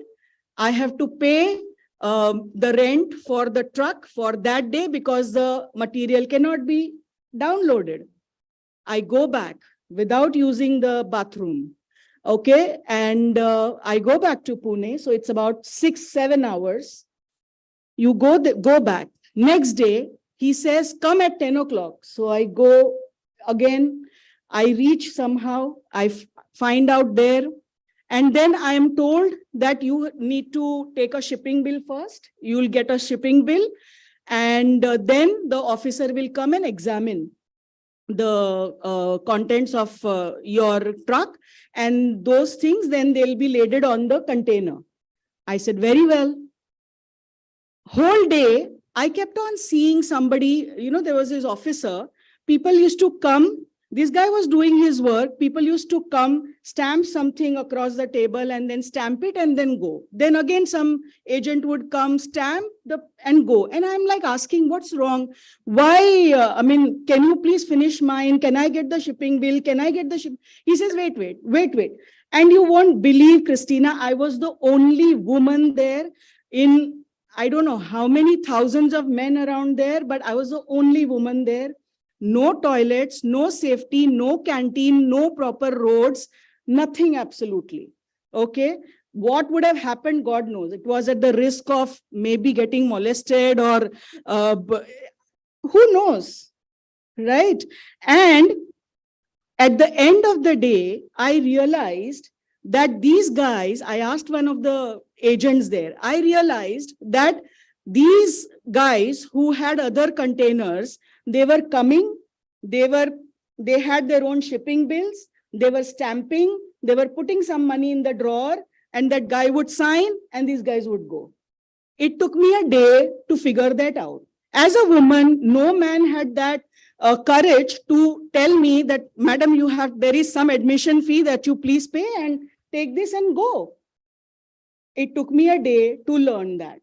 Then once that is done, inspection is done, you go to bank, you take those papers, go to bank, you are so happy, please take this, please discount my bill. And he says, where is your bill of lading? So you don't know what is the difference between a shipping bill and a bill of lading. You see? So, these are small things. I'm just saying as an example, though we, at least since then and now, we have realized this cycle. We have realized, internet has got us closer. We talk, we discuss. There are so many online courses. But even today, though we have 22 lakh women entrepreneurs on Udyam, there are hardly 200 to 300 women who are actual exporters. There are so many women who are doing extreme good businesses, but they do not want to venture into exports because it is an unfamiliar territory. They don't know what's in store for them. In fact, Nishaji would substantiate my statement that there are hardly, there is no woman who's going to go to that West Bengal port or even a port in Nhava Sheva or any other port for that matter to go and do the shipping documentation. And that is the basis why we have this woman exporter program, where we actually train them, teach them on this entire cycle, what kind of documentation is required. And mind you, just the training is not going to help you till you have actually gone through that cycle at least 3, 5, 10 times on your own. Thank Sorry, you. I took a lot of time. But I think it was very picturesque, right? And I Yeah. think that's as well. We just don't tell them export because of the sake of export. Yeah. We know when more women export, they hire more people for their companies. They make higher revenues. They're giving back to the communities. They reinvest in health and infrastructure in their families. So it's a win-win-win. So it just makes sense. Sudeep, you play a key role as a facilitator between companies and the authorities. Women entrepreneurs face numerous issues ranging from access to information to lack of presence of infrastructure, which humors their business and overall involvement in India's ports. These can in turn lead to compliance gaps. What are the challenges you have seen women entrepreneurs face regarding compliances, and how can these gaps be addressed? So I think this question coming after the question of Madam Shushma. So I think she has answered it before I could answer it. So exactly this is what happens when you do not know what comes after the next. Even we are talking about 2009, 2010, even if she had learned the export and she had gone through the training for the export documentation and the export process, she would have had to face the same thing. So what I'm saying is there is a difference between the theory and what actually goes down in practical life. So, and that is why people would hire a custom broker, a person like me, a company like me. And I would also say that she would have to go the same thing if she had gone to fight her own case in a court. She would have had to go face the same thing if she would want to place, instead of being hiring a chartered accountant, if she would have to place her returns herself. So every industry has a certain service provider. So, and that is why we employ these service providers. But having said that, it is a fact that there was a lack of information, and why women, even if a man had to do this same thing, he would have also faced the same issues. So there's lack of information, which has been eradicated over the last, 5-10 years. And we have websites. But I would also say that the Ministry of Commerce and the DGFT, the body which is in charge of foreign trade, they have opened up an online system, not a portal, a video conferencing where you can actually consult over online. If you do not want to share your issues with other people online, they will give you a private slot also. So what I think today, that you need such a system in all government agencies. And in customs, for example, we have something which an officer which is a PRO, but practically he sits there doing nothing. So a PRO has to be a strong PRO, has to be deputed in all these agencies. And what I mean by a strong PRO is a PRO who is sensitive to the importance of having gender mainstreaming. That is also very important. That if a woman comes, be it in the bank also, be it in any financial organization also, if a woman comes and that person sitting there behind the table should be sensitive towards the fact that a woman coming into business is not good for her only, it is good for the country. So being sensitive to that point of view, they should act. And we should put a person who's actually sensitive towards this issue, knows the importance of this issue. So that is what is most important. And I also feel that as Madam Shushma had gone down herself to the ground level, we need more women to come down to the ground level. It's fine, you sit in the office and you do most of your job, but at points of time, you have to come down to the ground level. Today, the ground levels are much better than what it used to be. And you must see things, because if you're sitting in office, you're maybe talking to your manager, manager talks to the supervisor, supervisor goes down, he understands something, and the supervisor has a limited understanding of the processes and the laws and the rules. So he comes and tells the manager would come and tell this woman entrepreneur. And down the line, the total idea or the perception of the rule or the law is lost. So you might be not getting a correct outlook of the law or the correct perception of the law. So Sudeep, I'm hearing you. Just maybe follow up on that. You're talking about information and women come into in person and getting bounced around to find the right answer. So how can we find out, or who is responsible to put one information, one truth of information online where everyone can come and tap into it without going to offices, without getting wrong information, without having, wasting time of women-owned businesses, to actually find one spot which has all the information in one place? I think that's something which we need. You have a physical PRO, public relation officer, or Not you have every a small very company has interactive. that. We're talking about MSMEs. These businesses are entrepreneurs. They don't have a head of sustainability. They don't have a PRO. They don't have a finance director. These businesses just need the basic information for them to grow. So what should we do? Maybe we figure it out later today. And interactive website. That is the answer. So your website can help.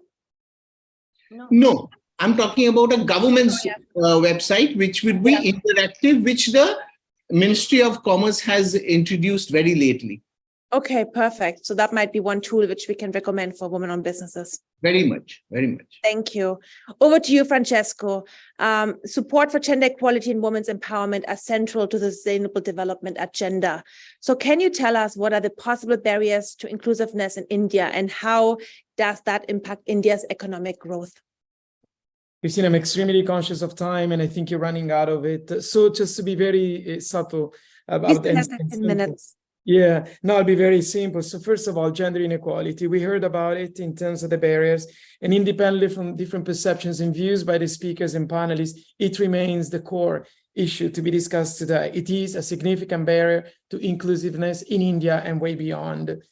The second thing that I've been emphasizing is social identity. I mean, there are always elements of sensitivity to talk about that in specific countries or in specific states within countries, but fundamentally the issues of caste, ethnicity, religion do play out through the intersectionality. And to us, from our observation point, the intersectionality lens spotlights the multiple discrimination that women and men with intersecting disadvantages continue to experience. A third element, obviously, income inequality. It remains as a third element, a very important one, and regional disparity. So those are the key four elements that we struggle with. The impact of these barriers in the region's economic growth can be quite significant. And when a substantial portion of the population is excluded or faces limited opportunity, it results in underutilization of human capital, reduced productivity, and stifled innovation. But let's talk about the positive. When there is inclusiveness, what are the impact? Obviously, the human capital development is like a spring, of energy. It's like a spring of resourcefulness when human capital development is invested upon. Secondly, even from a private sector perspective, the consumption and the market expansion can be derived from inclusiveness. Innovation and entrepreneurship, those are value, those are elements that really can derive from a society which is inclusive and which addresses exclusionary factors. And last but not least, an element which is quite important today in the global scenario, but also in South Asia and in India, social stability and cohesion. So in a sum, addressing these barriers requires a comprehensive approach involving policy reform, as we heard today, even in the logistic and the warehousing sector, investment in education and skills training, targeted affirmative action. I'm sorry if some of the speakers today, have different views about the affirmative action, but personally, as all of us, I'm a little bit torn, but a little bit of it, in my opinion, is quite conducive to greater inclusiveness and efforts to combat discrimination and social biases in any possible way. So by promoting inclusiveness, countries in Asia, including in India, can unlock the full potential of women, including men, reduce inequality, and foster sustainability and equitable economic growth. Over to you, Christina. Thank you, Francesco. Dr. Shamila, you're a woman in a man's world. You're a woman leader in the field of logistics. Can you tell us about the challenges women entrepreneurs face in cross-border trade? We heard a lot about the challenges at India's key land ports. So maybe there are some other challenges which you can add on in regards to women in the trade sector.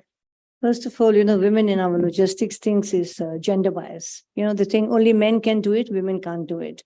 Look at our own wrestling. Who thought that Mary Kom would be a winner coming into it? Look at ladies in the logistics fields now sitting in the positions of managing directors. I don't mean family-owned businesses, because that by virtue automatically comes on to the female child, or if there is no male heir in the family. But if you look at the multinationals now, we find a lot of women sitting into position here. I remember many years ago when I started my career, and I used to go somewhere saying, they used to think I'm a secretary of somebody who has come, and it says logistics. Nobody knew the word logistics till the COVID came into India. Everybody understood now that logistics, without it, the world could not move. And we've all seen what has happened to it. So then finally I used to say, courier, DHL, because I used to represent DHL at that time in India. And then they say, courier company. I said, no, but we do the cargo for it. Oh, but still they say logistics, and they say truck driver. So somebody even was so smart enough to say, but there are no women truck drivers in India. And I say, okay, this is where it stops. So I come back to the point that, you have to make your own path, your own way. The field is so huge for women, and the men have made space for us. Let me be honest about it. Sudeep here is sitting with me, and they have started, Triple FAI has how many membership all over India? 7,000 plus. They have a women's wing. They have a special women wing, and he's the conveyor of the women's wing. So I must say the men in the country are making space for the women in logistics to please come join. We are allowing you to come and be equal. They're not saying, gender diversity, or they are saying you are equal now. They are literally saying you are our mainstream partners for it, and they are with us on it. So I personally feel this is the platform where we needed networking. They are giving us the space. For we women, our biological clock and our career growth path is growing at the same time. And we don't know which one to choose from. We get stuck at some point of time in our life and say, do I want a family, my babies, or do I want my career? And when we take that break, we don't want to come back. And that's where we are missing. So there is something that you can take, you give a horse the water, but you can't drink it for it. So it's your own perception of where you want to be. Everything is given to you on a platter, like Lady Matthews said before. The government has made a rule that lady members have to be on board of directors. I'm on 7 boards myself of listed companies in the country. What more can the government do for you unless you do it yourself? So I think the men are, I say, doing a great job for us. And I'm in this industry with in MTOI, both in Triple FAI, and they are giving us lots of space for women to come in. And I encourage women to please take that step where you've got the space for you to come in. Thank you. It requires role models like you both ladies here, and as well Nisha. And I think one of the things you mentioned, what can be done easier is some of the policies Nisha put out, and some of them are like childcare, right? So that makes it easier for women to come back after pregnancy, but as well just to get more support from their employer. Sushma, over to you. We were talking about how important it is when it comes to knowledge and training and capacity building. And then we talked about the information gap.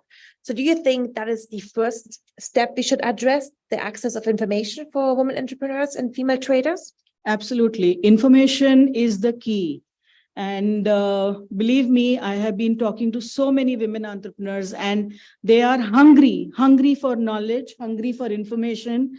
And today, if any existing woman entrepreneur wants to export, where does she export? Who to export? which product to export, where does my export, under which category it falls. And believe me, nobody is going to give you that information. The way that information is available currently, even if you have to write to DGCIS and wait till in what format you receive that information, wait to see that. Yeah. My friend Sudeep ji also mentioned about the Niryat portal. I mean, of course, it does give information about, how to start exports. But who will actually handhold you and tell you what HSN code does your product belong? What kind of certification do you need? What kind of quality testing you will need? Where you will go and get the packaging done? What kind of product design you need? We take delegations of women to various countries to participate in B2B and B2C fairs. It starts right from, oh, so this woman is going to go alone. She'll go and talk to the B2B, the business guys alone. What will she exhibit there? How will she exhibit? What will she talk? By the time, you start with a delegation size of 40, by the time you actually take them, it is around 15 to 18. That's how it is. But it's so important that that information, that hand-holding, that support for them to even go and see once for themselves what works, what is cross-border, what is exports, what is the kind of quality, what works, what does not work. Until and unless all this information is fed, I mean, it's very, very difficult to actually create exporters out of these wonderful and very successful existing entrepreneurs. So for some reason, they are not venturing into exports. That is the gap that needs to be filled with the right kind of information. Great. And I think we just saw it during the mentor sessions. We had 2 hours mentor sessions last Thursday, and the hungriness of these women just to learn about the basics, if it's social media marketing, if it's customs procedures, paperwork we need to be filled in. And then we just realize we have to start from scratch in order to get them ready and actually comfortable to start exporting. Dr. Rashan, coming to trade policies, we know those need to be more embracing of inclusiveness. Are there ways in which we can give women a seat at the table when it comes to shaping the trade policy framework? And secondly, how can we ensure that women have opportunities to provide suggestions on existing and proposed policies, and as well that those are actually being considered? Well, thank you. Will you go for the third round question as well? I don't think we come to that, but I think that's your perhaps last one. Then we have one for everyone to close. So this is the last one. That's your main last one, yeah. Okay, why? Because the one which you proposed was also interesting, which I was thinking of speaking after hearing. I'm gonna ask you that last one as well. It sounds like I really want to hear about that. So Okay, then I will restrict myself to the trade policy. I can only say, because I have been part for 25 years in the government in formulating the policy, especially the foreign trade policy and the trade policy. And when I was formulating my last trade policy, which was 2012 to 2017, the process which DGFT followed was going to stakeholder consultation, but most of these stakeholder consultations will be held with export promotion councils or select industry associations. Unfortunately, at that moment of time and even now, when these stakeholder consultations are held for formulating the foreign trade policy, civil society organizations are often ignored. And the second is also the such agencies which are working towards gender empowerment and other things, because as a policymaker, you see it being kind of a gender neutral, or many people say it's a gender blind. I was luckier because from 2006, I started working on how we can mainstream gender. And what I was lucky in that sense that I was given an opportunity, and in 2010-11, I published a book, which was how you can mainstream India's foreign trade policy. And I suggested certain policies, and I was lucky again that in another 1 year, in 2012 to 17, I could bring those suggestions which I myself recommended. But having said that, even at that moment of time when I tried to bring some of these civil society organizations and the self-help groups on the women, I was not allowed. One, within the government, the apprehension or the negativity which comes with a civil society organization. Think tanks, yes, they are willing to engage. Associations, industry associations, but where the policy making lacks is you cannot reach to consumer. There is a large consumer. So when you make any trade defense measure or any policy formulating to your sensitivity, you ignore the whole consumer in the whole. You look at only the industry in the country, right? Now, if you really want to make it the trade policy more inclusive, and what I tried at that moment of time, that, sir, let's hear them out. We are under no obligation that whatever we hear, we need to implement, but maybe we'll get some of the ideas. My DG said, no, Rajan, your book is enough. We'll incorporate from there and you are done. So that's a reality, right? But I think there are few things which need to be done. One, I have seen, and I have been closely watching even now, in the Board of Trade, which is the highest body in the Ministry of Commerce, there is still some very strong women who participate there. But how far they also look from the gender perspective of a trade policy, that I'm not very sure of. The second thing which I am still informally suggesting to the policy makers, India is now getting into so many regional trading agreements.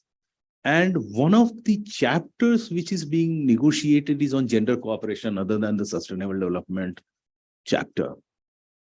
In the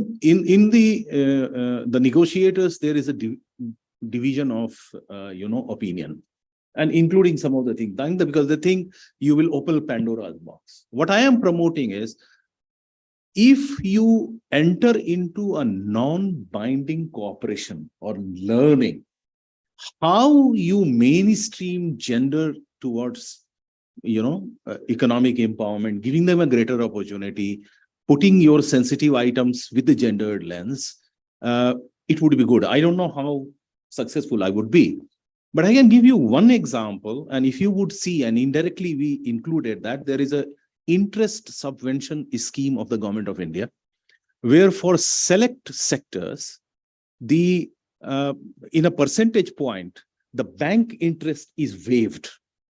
And if you look at 70% of those sectors where a very strong presence of women employment as a women workforce in those sectors are there. So indirectly, you are trying to promote that. But promoting women entrepreneurs per se is not there. We introduced in GGFT at one point of time when there was a licensing regime to have a pink slip, which basically a women entrepreneur who is registered will have, the application will be treated as a pink slip and it will jump the queue in order to get a license because there was a lot of delay. But these are those things which are happening, but I am not very sure. It may take a lot of time. Thank you. Maybe Dr. Shamila, is there anything else you want to add when it comes to how we can further increase women entrepreneurship in India? I think it's networking and mentorship. Basically, if you do that, I think women will come up. I just a very small example of a lady, and it's a true story what happened to her. Her husband died suddenly and she had 3 children. She didn't know what to do except learn how to do driving. And she went first day to the airport and said, that's the only thing I know, I will run a taxi service. She went to the airport and waited, and everybody thought she's come here to receive somebody, so nobody hired her. She went the second day, again, nobody hired her. And then somebody realized that, yes, there was a women taxi driver. So she managed to get one. She used to wait for 5 to 6 hours and there was no ladies' toilet, as you rightly said. So finally, they managed, she put up a note and said, listen, I'm a taxi driver and somebody needs to have a toilet for me here also. And so she managed to get a toilet. She runs a company now called Hey Didi, where she only employs women. And further than the employing women, she encourages more women to come in. How does she do this? So she has these women, and every year she calls the mother-in-laws of these ladies who are her drivers and has the event where she gives away these big mixers or juicers and things like that. And so these ladies go back home and say, where did you get this? You know, my daughter-in-law, she works and I got this as a present. So they encourage their other, why are you sitting in the house? Please get out and see where she's working. So I think, mentoring in this kind of a manner and the way she did it with her 3 sons, I mean, hats off to us. The only thing she knew, she did it. And this is where she created such a huge company, and she now caters to Amazon. So she delivers each and every cargo for Amazon, which is based on a profit share for the women. And these lovely pink color little vans that she's using, which you see them all over Bombay or India today, what she's doing. So I personally feel a lot of women mentoring, and your role models that you look up to, that who do I look up to and I want to become like this or achieve what this lady has done is what I would think be the next thing for ladies here. Love it. Very, very powerful mentorship and role modeling. I think mentors as well. I mean, it's great to have female mentors, but there's many he for she men out there which have great expertise, which help the woman as well. Francesco, over to you. Can you tell us a little bit more about your role at ADB is playing in the area of logistics and warehousing at India's land ports that can facilitate cross-border trade opportunities for the women entrepreneurs here in India? Thanks very much. So to be very succinct, what I just wanted to say is that I think what I heard today reminds us that it's a collective effort. So the Multilateral Development Bank, what do? We build on Government of India's commitment as it is manifested in different laws, regulations, and schemes and programs, as the other colleague just pointed out in the round of comments. What we've done in, I think it was the year 2000 and basically 21, there was a $500 million loan to Government of India on strengthening multimodal and integrated logistic ecosystem programs. So big title. But under the big title, and because of the commitment to gender equality and social inclusion, there were 2 sub-programs, and within the sub-program, some policy action. Policy actions are basically actions you need to abide by in order to release the funds. And for one, there was the commitment to develop a framework to assess female labor force participation in the organized warehousing sector. And this condition has been met. But coming up, there is a second commitment to develop a strategy to increase women's visibility in the sector. So these 2 policy actions are the least, in my opinion, that an organization such as the World Bank or the ADB can do in order to leverage on Government of India's commitment to gender equality, social inclusion. So beyond that, an area that I keep hearing that in my opinion we could do better, and I look at you also, Christine, as a private sector person, is really promote cross-fertilization of experience between Women Chamber of Commerce's or Association of Women Entrepreneurs in the sub-region. We tried, it's complex, it's political, there are different platforms, SARC, SASEC, but I think it's an area that we owe to the women's movement and to those who are still struggling. Obviously, as hearing, just looking at Shamila right now, I can only echo the sense of achievement, but also the sense of persisting frustration in ensuring the cross-fertilization happens. So to conclude, and how to sustain that, I take advantage of 30 seconds, Christina, basically to respond to a question that would not be asked. But what are the imperatives to make gender mainstreaming success even in the logistics sector? Political commitment, we heard the institutionalization of the practices, we heard in the logistic and warehousing sector, and with the potential of leapfrogging. I don't know, I'm sorry if I disagree with some of the participants. Yes, incremental changes are very important, but what I see today is a bunch of highly motivated, capable men and women who can perhaps think about leapfrogging, beyond incremental changes. Capacity building, the colleague pointed it out time and time again. Data and evidence speaks very high, even when it's bad. Participation and consultation, and I think Rajan pointed out, very important. Coordination and collaboration, as long as it's feasible, even with the private sector, which is non-controversial, and with civil society as feasible. Monitoring, evaluation, policy integration, awareness, advocacy, and last but not least, sustainability and long-term commitment. So on all of this area, I think we all share the pain. And as multilateral development banks, we need to hear you out as practitioners, as government, as civil society and private sector to do better. So for me, we can leapfrog a bit, but totally committed to incremental changes as feasible. Over to you, Christina. Thanks, Francesco. And Sudeep, your last one on technology. Technology can be an enabler to address issues of fast tracking, compliance, and physical presence. Are there some of the best practices we might think of based on other port facilities, which we can adopt in order to overcome those challenges? See, frankly speaking, I think our Land Port Authority, the ICP at the Petropol, is one of the best. I don't think such facilities are available at the other land ports, except for the Agartala one, where you have this organization called ASHA working and all. So that is not the issue. Issue is here that and I'm very thankful to the chairman of the Land Port Authority that in the webinar I spoke about, which ICRIER conducted some time back, we had put 2 or 3 recommendations. One was we had recommended that the ICP themselves employ more women for other people, for the trade with more women to come in. For example, if women from the trade goes to the ICP and they see that the ICP do not employ more women, it is a little bit of a discomfort to them. That's number one. Number two is we had also suggested that you used more mechanized way of loading, unloading, and which in his speech he said that yes, they're working towards it, and basic improvement of the environment. By improvement of the environment, I don't mean cleanliness only, but basic, the people around, the way they talk, the way language they use. When you have a lot of laborers on the ground floor, there is a lot of slang language that is being used, which is also not good for the environment, where any women, forget women, where I would also not be comfortable working. So all these environment cleanup is necessary. But I think LPI in the Petropol is one of the best, and digitalization, once they come up with more and more digitalization, for example, the parking digitalization which they have come up with, it is just fantastic, and it was magic, where trucks would have had to wait as long as 45 days. I think the maximum was 45 days. And suddenly, overnight, it has just vanished. So, and we are also confused, surprised, and as to how this has happened. But it was just magic, which they have done.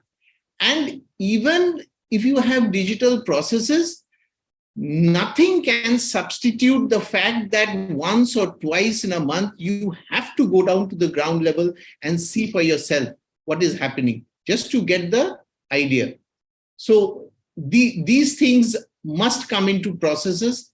And I would also like to suggest one thing. This is what we had discussed in our last EC 2 days ago at Delhi, that we, as Sharmila said, training is very much important. We can get ladies, women folk to get trained. And as an association like us or a think tank like ICRIER, we can fund these training. We can fund this training from the CSR of these multinational companies, the CSR fund they have. They can use these to fund the training of these ladies. I think that will be a great idea and a great step. And we from FFI, we are always there. We have, as Sharmila also stated, we have a women's wing, but the women must be coming forward. We have taken the first few steps. They must take the next few steps. And then I think we'll have a great journey ahead. Great points. Thank you, Sudeep. And I think it comes back to this, what Ms. Matthew was mentioning as well. Everyone should be treated as a human being, right? If it shouldn't be, if it's not right for the woman, most likely it's not right for the man either. And I think when it comes to CSR funding, there's a lot of work we're doing with the foundation. It really comes back to using those monies to create impact, and create impact through education, through capacity building, through upskilling of workforce, and empowering women. Thank you. To close it out, as promised, Dr. Rashan, it's a very important topic for us as well, UPS, and that's trade facilitation. How can we mainstream gender in trade facilitation, both at the national and at the local level? Thank you. That is the question which I was waiting, and I will take time. 2 minutes time, right? No, you gave me 3 minutes and I heard to it. Second, you didn't give me. I still took 6 minutes. Now this I will speak, right? Okay. The single or a two-word solution in terms of mainstreaming gender in trade facilitation, if you ask me, is this. Paperless, contactless regime, if you can develop. I do not agree. I mean, I compliment Nisha for these studies and bringing it out. How many people were there in the government in ICD and LCDs? I don't want any one of them. I don't know how many of you have gone to ICDs and LCDs and looked at their conditions. I have visited many, and it's certain places are gender neutral. Even when I wanted to do, I won't say which place I went. It took me half an hour to bloody locate a decent toilet where I need to go and pee. Forget about women. Now, the solution to this is why somebody you expect to go to a difficult terrain and to a remotest area where there is no good condition of living. You cannot get a house on rent. You do not get uninterrupted electricity. You do not have an ICT connectivity, and you want a woman to shift there to work in LCD in the government. And then you want a women entrepreneur to go there just to get her clearance. Sorry, come on. If that is what we are looking for gender mainstreaming, I'm not in. For me, gender mainstreaming is if she's a women entrepreneur, she sits in her office in air conditioner, files online, all the documents for exportation and importation, it goes to the custom and customs clear it. Agree. India, which is known in the world for being a superpower in the software industry, come on, I can't take it that we cannot do it for customs. Customs, 90% of the custom is digitalized. It's only these LCDs, ICDs, which require infrastructural support. I went to Dauki last year, and I will tell you, Sikkim to Dauki is only 76 kilometers. It takes 3 hours to reach there. It takes for the truck 6 hours to cross the border from Sikkim there. You want a women entrepreneur to follow the truck 6 hours to go there? She has no time for that. Even, I mean, it's now, it's busy. ICD on 4th of May, it has come, right? It's integrated. Best toilets I have seen in the picture, including for the ladies. Still, I don't want you to go to that. Why do you need to go there? There's no time. If you really want to bring the change in this, what we did, and I am taking pride, in 2012, we came out with a faceless in DGFT regime. We had a platform where every banking transaction of exporter used to come and linked into our system because people were getting deemed export benefits, people were getting advance authorization benefits, people were getting different benefits. So there is no need for a bank certificate. And there is an ICE gate, which we had a linkage with customs, and we had a shipping bill detail, and we pass it on to customs. Overnight, the visitors of exporters coming to DGFT lied down to virtually zero. You don't require it. Can we have that kind of regime at all these interactive phases in the government? Why not? If you really want to mainstream the gender, I would say, why don't you have a reservation system for the women in CHA? Why 30% of the women in the CHA should not be women? Make a test. In the BPO industry, 40 to 45% women are working in the software industry, working 24/7 in the night. Why she cannot?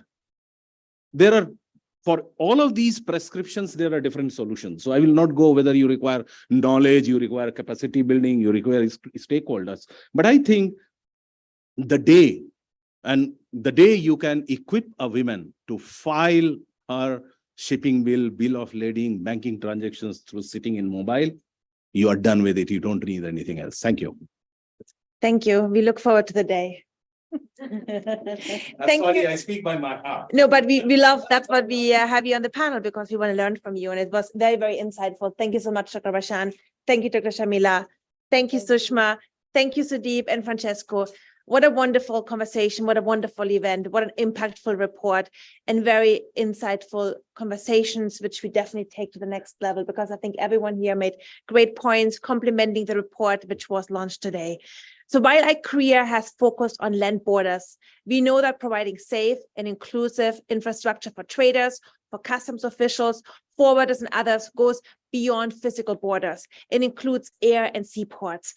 We at UPS, we look forward to introducing some of those lessons learned from that report for this report as well in our own operations across India and across the world. Again, thank you for your time. Thank you for your insights. It was a pleasure seeing you all, and have a wonderful afternoon.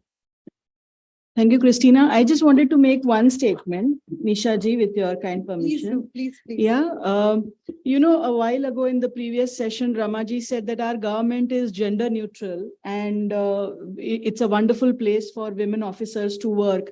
But I would really want to urge these women officers to also take a perspective from a woman's angle when they are making policies, because that is when, gender mainstreaming will be in its true form.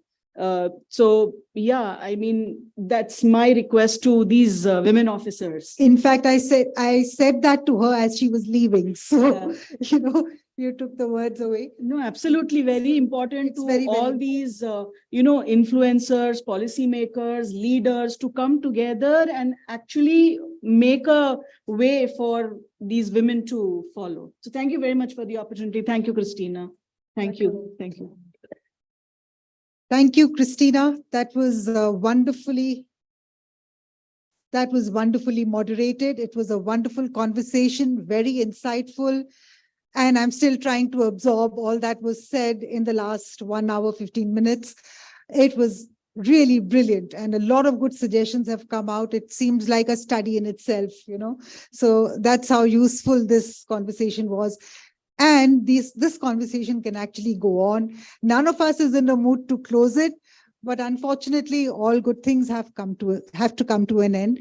So we'll have to close this session, but I would like to thank you, Christina, thank all the panelists, especially those who've come from outside, those who've joined us online and made the time and made these very insightful comments. And thank you to all the participants here who have come and listened to all of us so patiently. Thank you. And some of you have actually come from outside. Thank you, Dolly, for coming all the way from Doki, because Doki was extensively covered and it's been a very important part of our conversation. Thank you, UPS, for partnering with us and bringing this to a successful conclusion. Thank you, all of you.